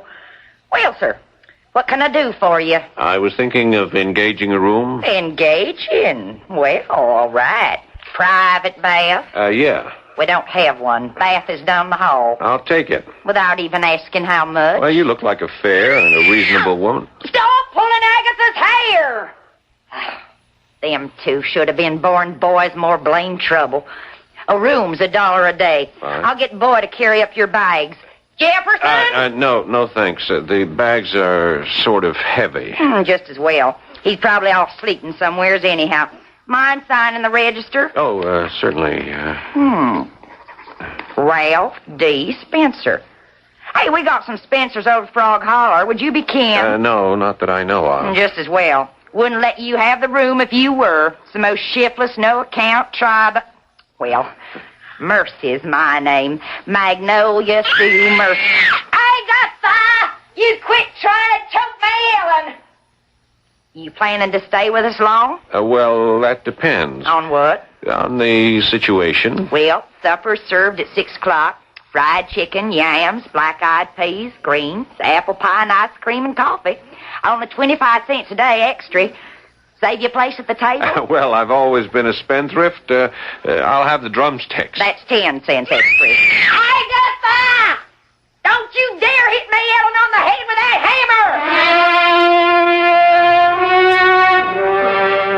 hammer! Once Jimmy had settled in at Mrs. Mercy's hotel, he decided to have a leisurely stroll down to the bank. Preparation. Painstaking, advanced preparation. That was the story of Jimmy Valentine's success. No general ever planned a military campaign more carefully. And so, bold as brass, Jimmy walked into the bank and asked to see the president. The president was a tall, stout, rather bald party who greeted Jimmy like a long-lost brother. Sit down, sir. Have a chair. Thank you, sir. Adams is the name. Rudolph Gustavus Adams. Very much your service, Mr. Spencer. Ralph D. Spencer. How may I serve you, Mr. Spencer? First National Farmers and Merchants Bank of Elmore is at your disposal. Mr. Adams, I'm thinking of making a deposit in your bank. A rather substantial deposit. Oh, well, Mr. Spencer, let me assure you... $5,000. 5,000. I hope it's not too much. Mr. Adams, I assure you, First National Farmers and Merchants Bank of Elmore has a host of substantial depositors. I'm glad to hear that. Yes. We're a most conservative institution. I am concerned with your physical safety. Physical safety? Yes. Do you have a strong, secure, and burglar-proof vault? Oh, we do. We do indeed. There isn't one to be found like it in old southern Arkansas. I have a fear. A deathly fear of burglars. Oh, rid yourself of that fear at once. I wish I could. Yeah, come, let me show you our vault. Oh, no, I wouldn't want to put you to all that trouble. Trouble? Well, since when is setting a customer's mind at rest trouble? You must inspect the vault. This handle here activates the solid steel bolt. Only one bolt, huh? Protection is adequate. It's more than adequate. Well, I was just kind of... Is there a time lock? Yes. A time lock? Well, like I say, I don't really know much about it, but I've heard of bank vaults that had time locks. Oh, that's window dressing. Doesn't mean a thing. Oh, yes, I'm sure you're right, sir. Of course I'm right. And I'd bet my life on this vault. Did you ever hear of a fella called Jimmy Valentine? Jimmy Valentine? No, I don't believe I ever did. You never heard of Jimmy Valentine? No, who's he supposed to be? He's only supposed to be the most famous safecracker in these United States of America. Oh. I'm willing to wager that even the great Jimmy Valentine himself would find it impossible to break into this here vault. Well, now, what a thing to say in front of our Jimmy. It only goes to prove the old adage, pride goeth before a fall. This little backcountry tin can, this could stop the likes of that peerless Jimmy Valentine? Well, it is possible Mr. Adams knows something we don't. Everybody will know everything as soon as Act 2 arrives.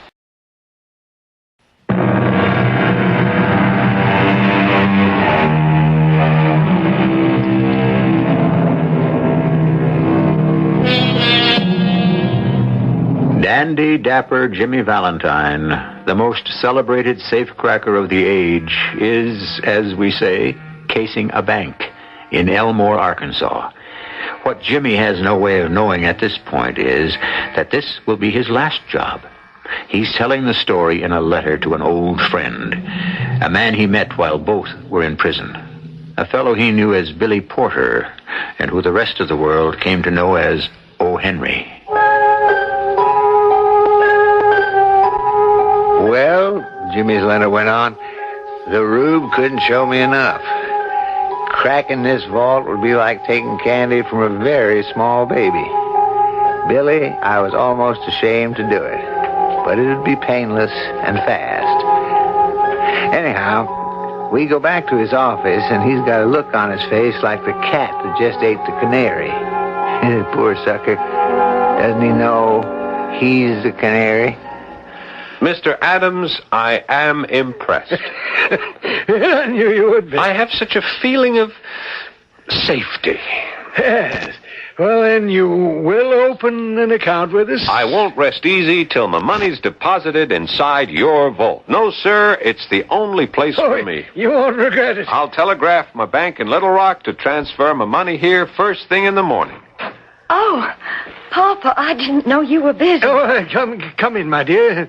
Mr. Spencer, I'd like to present my daughter, Annabelle. Annabelle, this gentleman's about to become one of our major depositors, Mr. Ralph D. Spencer. How do you do, Mr. Spencer? How do you do? And here's how he describes her in the letter. She was about 5'2", with wavy black hair and sparkling black eyes, and the cutest, trimmest figure you'd ever want to see. But that's only what she looked like. You know what she was, Billy? She was destiny. You remember how we used to talk about destiny back there in Columbus? Well, one look was enough, and I knew she was my destiny. Nothing else mattered. Nothing else existed. She was my destiny. How long you planning to stay in town, Mr. Spencer? How long? Oh, indefinitely. Eternally. Why, Mr. Spencer, you didn't say you'd plan to settle down here. Well, I don't see why not. It's a fine little place. Don't you think so, Miss Adams? Oh, I love it. Yes, as a matter of fact, I've come down here to look for a location to go into business. Really? Yes, this looks like a progressive community, wouldn't you say, Miss Adams? Oh, yes. I just decided to scout some sort of business opportunity. Well, business does well here, Mr. Spencer. Do you know what we don't have and could use? Oh, now, my dear, this is a business discussion. What sort of business do you suggest, Miss Adams? Well, do you know what we need in this town? No. A shoe store. A shoe store? Yes, a shoe store. There's not a single exclusive shoe store for miles around. I simply cannot believe my ears. You did say a shoe store, huh? How did you know? How did I know what? How did you know I was in the shoe business? You're in the shoe business, Mr. Spencer? Born and raised in it. My dad owned and operated Spencer's Peerless Shoes in Chicago for 40 years. Well, if that only... Miss Adams, I wonder if I might impose... Impose? Yes, I wonder if you, that is... You see, I will require some guidance. Oh. I know enough to realize I don't know enough about my prospective customers. I'm a stranger. Now, I'm sure you know many of the ladies here. Well, Annabelle knows everybody worth knowing within 30 miles or so. Do you suppose you could tell me something about what they like? You know the styles and so forth. Well, Mr. Spencer, I'd be delighted.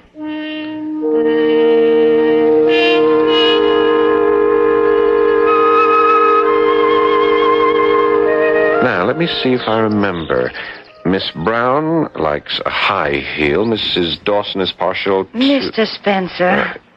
Yes? There's no need to carry this charade further. Charade? You, Mr. Spencer, are a fraud. Why do you say that? A cheerful fraud and a charming fraud, but a fraud. How can you say that? You don't know anything about the shoe business, do you? No. Then why did you say so? I wanted an excuse to get you alone. For what purpose? Miss Adams, I intend to marry you. We just met. Well, that's a good answer. What do you mean? That's better than a lot of other answers, like impossible, or I happen to be engaged, or I wouldn't marry you if you were the last man on earth. Nothing's impossible, and I happen not to be engaged, and if you were the last man on earth, I'd be a fool to turn you down. Then there's hope. You are what is known, I believe, as a fast worker. And that's because life is so short. No, life is long enough to do things properly, orderly. Oh, I'm all for that. What are you going to do about the shoe business? Go into it. Even though you know nothing about it? Oh, I don't know anything about any legitimate business at all, but I can learn. Do you know something? I believe you can. I have a little capital left to me by my grandfather. What business was he in? He sold Bibles. A most commendable calling. Yes. Now, about the other thing. What other thing? Our getting married. Oh, well, time will tell. What will time tell? How you really feel about that. I already know. Do you? I'm not sure. Why? You're something new in Elmore, Mr. Spencer. Ralph. That's new for Elmore, too. A lady does not call a gentleman by his first name the first day she's met him. Why did you come here? Well, I'm tired of the big cities. I'm tired of the pace, the pressure, the competition. The real things of life are missing there. The real things of life? And what are they, Mr. Spencer? Oh, friendships. There are no friendships in the city? Maybe there are. You can find friendship and love and everything else in the city, but there's no time to enjoy them. Your life just seems to run away from you. You have nothing to show for it. And that's why you came to Elmore? Well, I didn't know about Elmore, but I was looking for a place like it. And when the train stopped here, I said to myself, why travel further? You found it. Oh, are you sure? Positive. Why don't you try it for a while? I'm going to try it for the rest of my life. You enjoy an apple more when you take small bites. Just try us for a while.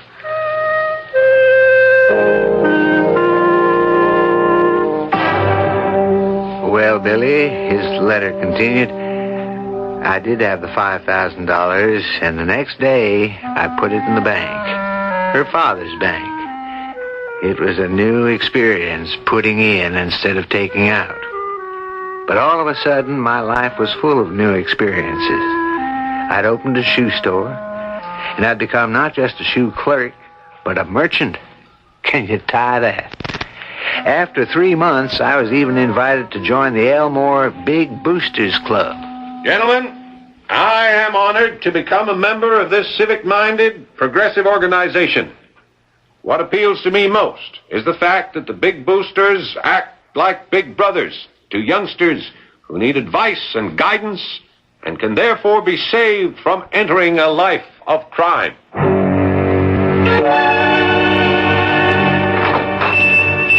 Ah, yes, ma'am.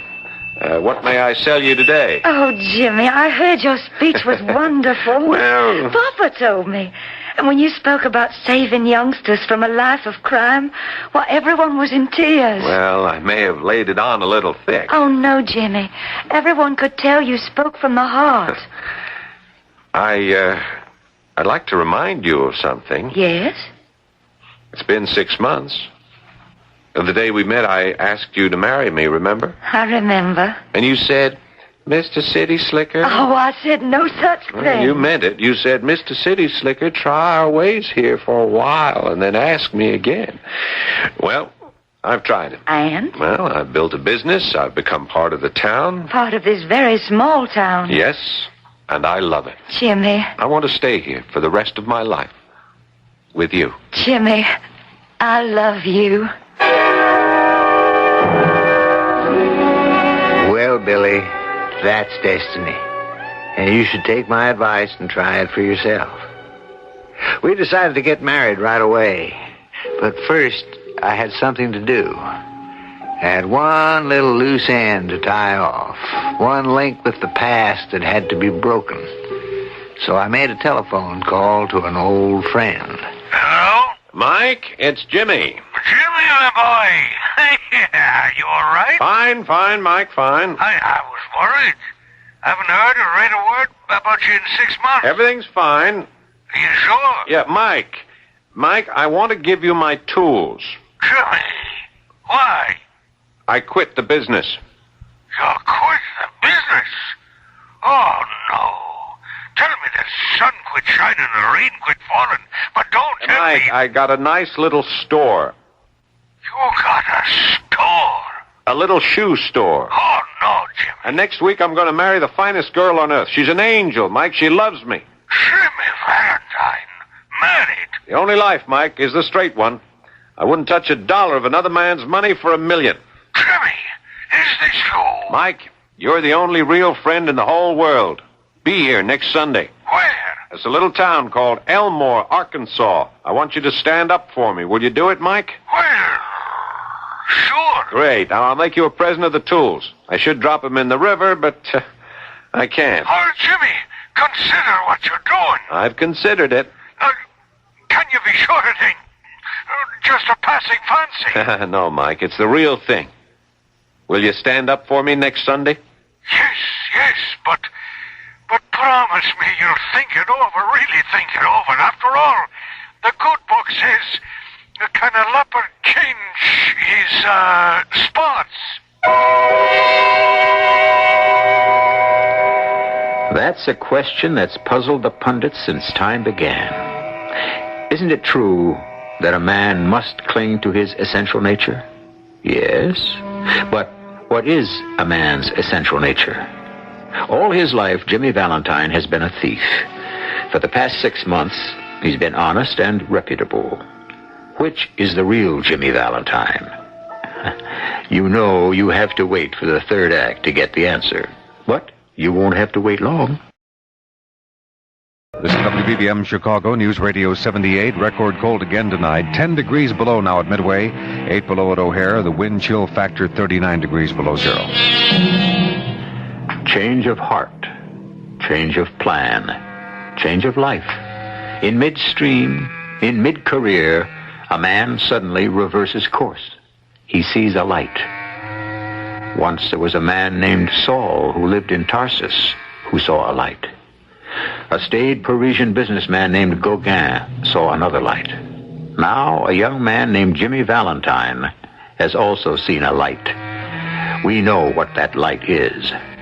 It shines from the eyes of Miss Annabelle Adams. He's telling it all in a letter to an old friend, Bill Porter. Billy, could any man be happier? Did any man have the right to be so happy? My wedding day was less than a week off. Soon it'd be Sunday. I'd marry the finest girl in the world. And my best friend would be there to stand up for me. A man who'd been almost like a father to me. I was walking on air. Let's see. It was Thursday morning, and I was about to leave my boarding house for the store. Good morning, Mrs. Mercy. Well, you look happy enough for a man who's about to take the deep plunge into the unknown. I'm so happy even you can't spoil it for me. Morning, Ralph. Oh, Mr. Adams, good morning. Morning, Mr. Adams. Mrs. Mercy, what a weekend is going to be for the Adams family. Sunday, my beautiful Annabelle gets married to the finest gentleman in the state of Arkansas, Mr. Ralph D. Spencer here. And Saturday, go ahead, somebody ask me what happens on Saturday. What happens on Saturday? Only the best kept secret in town. That's what happens on Saturday. Ah. Well, what is the best kept secret in town, Mr. Adams? It's only fitting and proper that you should ask, Ralph, my boy, since you're the man responsible. Me?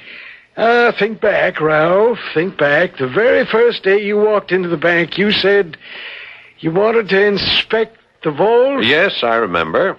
Well, sir, then and there, I could have died of shame. Why?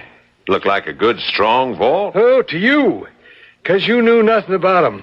But I sold you a bill of goods. You did? Yeah, Ralph, my boy, that vault, that little sardine can of a vault. Oh, now, Mr. Adams. I even bragged about how to keep out Jimmy Valentine himself. Well, it could.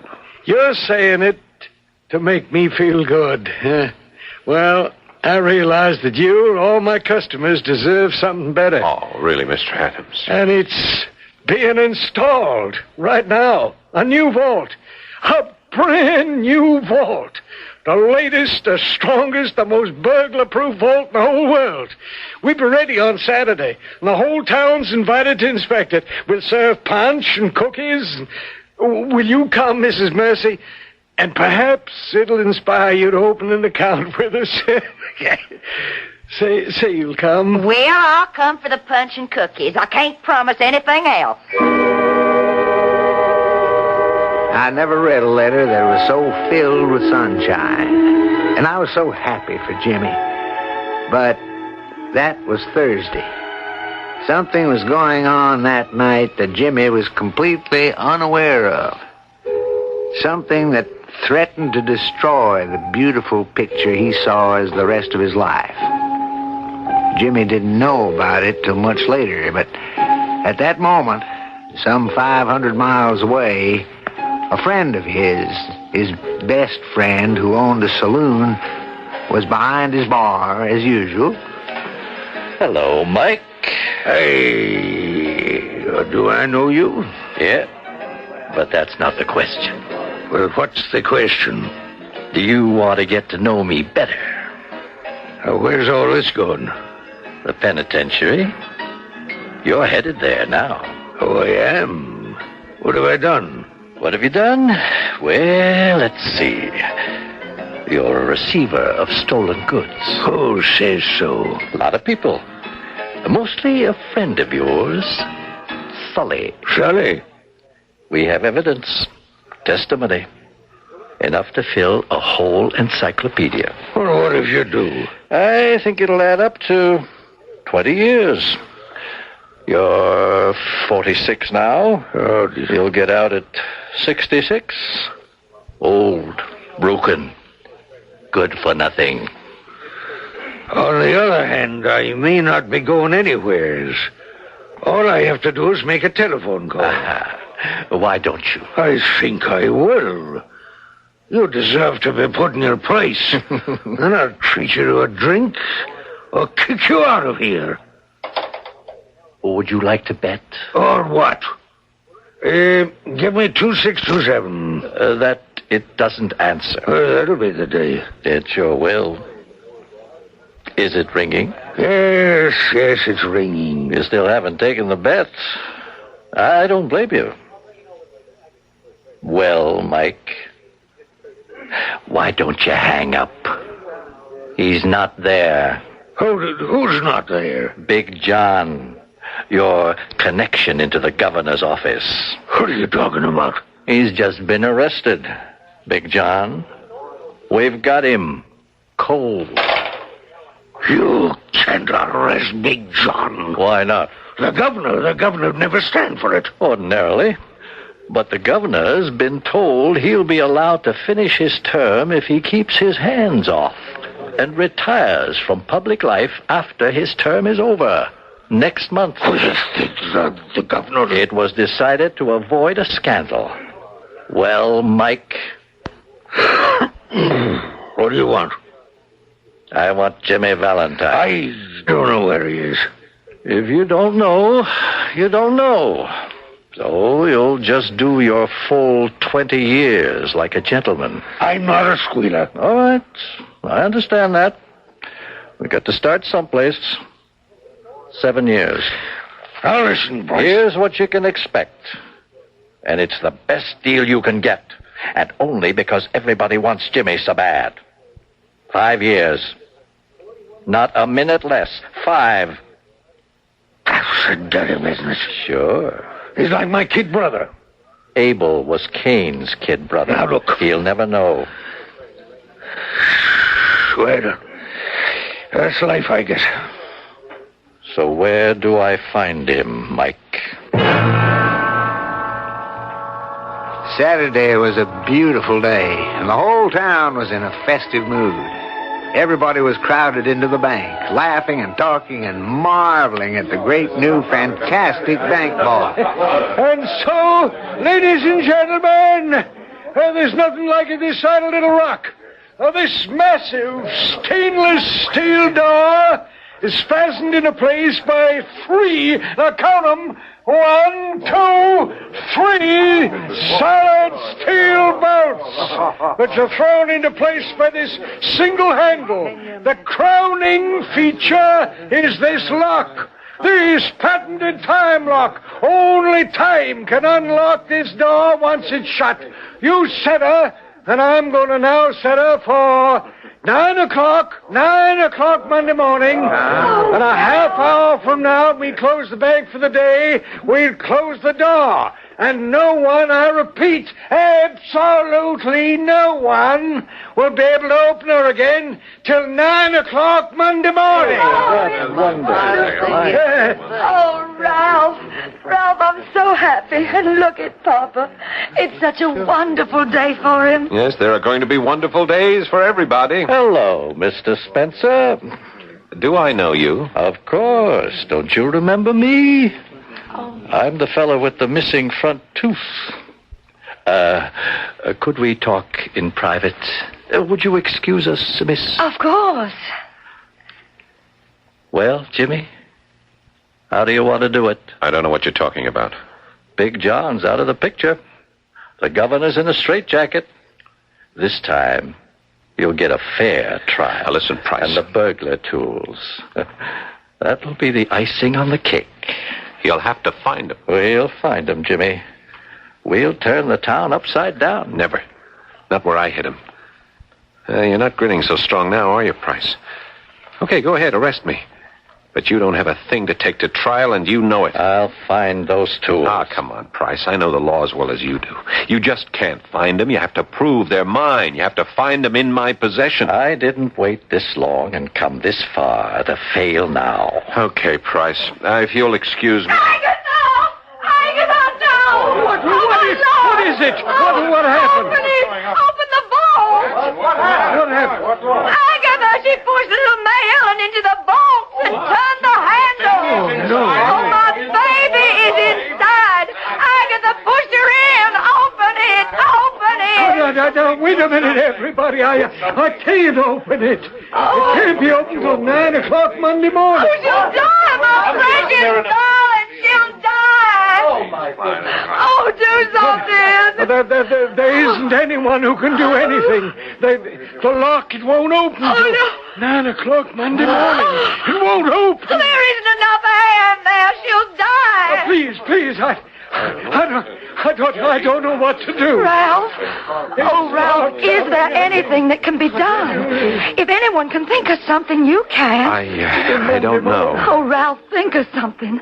You're not like anyone else. You're smarter. But how can Oh, darling, if someone doesn't think of something, that little girl will die. She will, won't she? Yes, she will. No one can save her. I see that now. No one. Mr. Adams, ask everyone to leave the bank. Oh, We're having a celebration. Oh, Papa. Ralph, it's affected his mind. It'll be all right. The little girl will be all right. Now, I want to borrow your buckboard, and I shall be right back.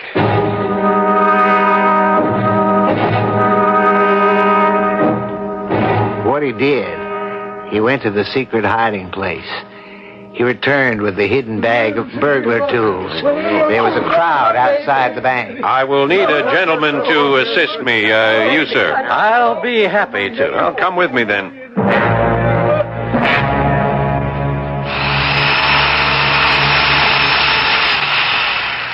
So, that's how it's done. On a slight angle, which is why it needs only the one hole. And now? Now, we turn the knob and feel for the clicking.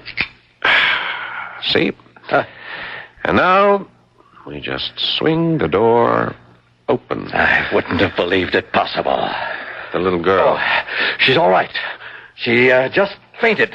I'll carry her out to her mother. Do me a favor.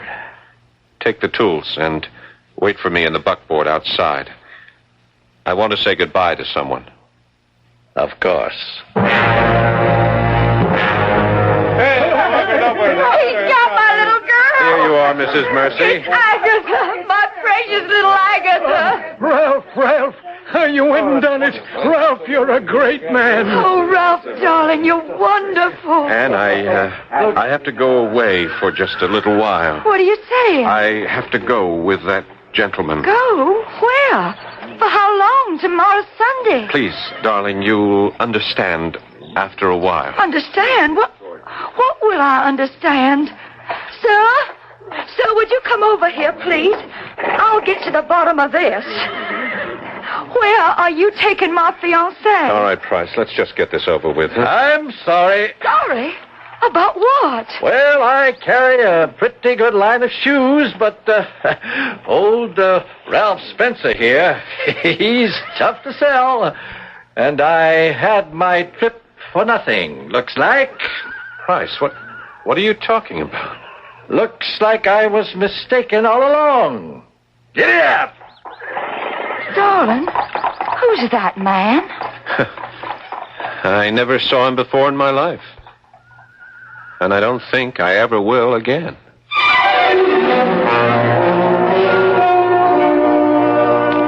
And he didn't, because Detective Ben Price wasn't going to travel all the way back to Elmore, Arkansas to buy a pair of shoes.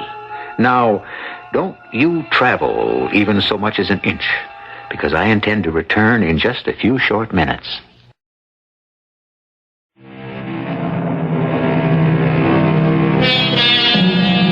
To some people, it comes as a surprise that William S. Porter, or O. Henry, served a term in prison. Well, actually, he didn't really deserve it. He was working in a bank that was run in a very relaxed manner, and the missing sum was under $1,000. It was never definitely established that he was the one responsible, but nevertheless, he went to prison. Our cast included Robert Dryden, Paul Hecht, Catherine Byers, Court Benson, and Ken Harvey. The entire production was under the direction of Hyman Brown. This is E.G. Marshall inviting you to return to our Mystery Theater for another adventure in the macabre. Until next time, pleasant dreams.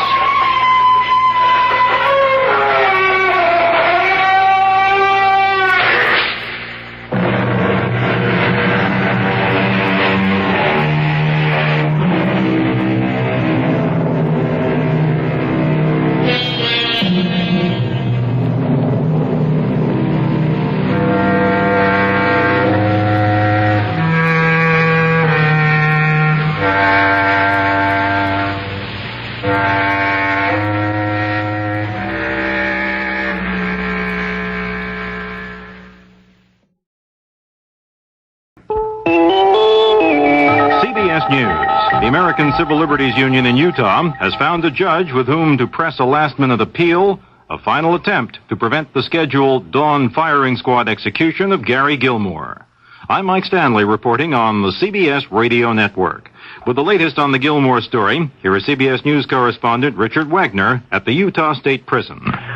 In a last attempt to prevent the execution of Gary Gilmore, attorneys representing the American Civil Liberties Union will soon appear before federal judge Willis Ritter in Salt Lake City to seek a stay of execution.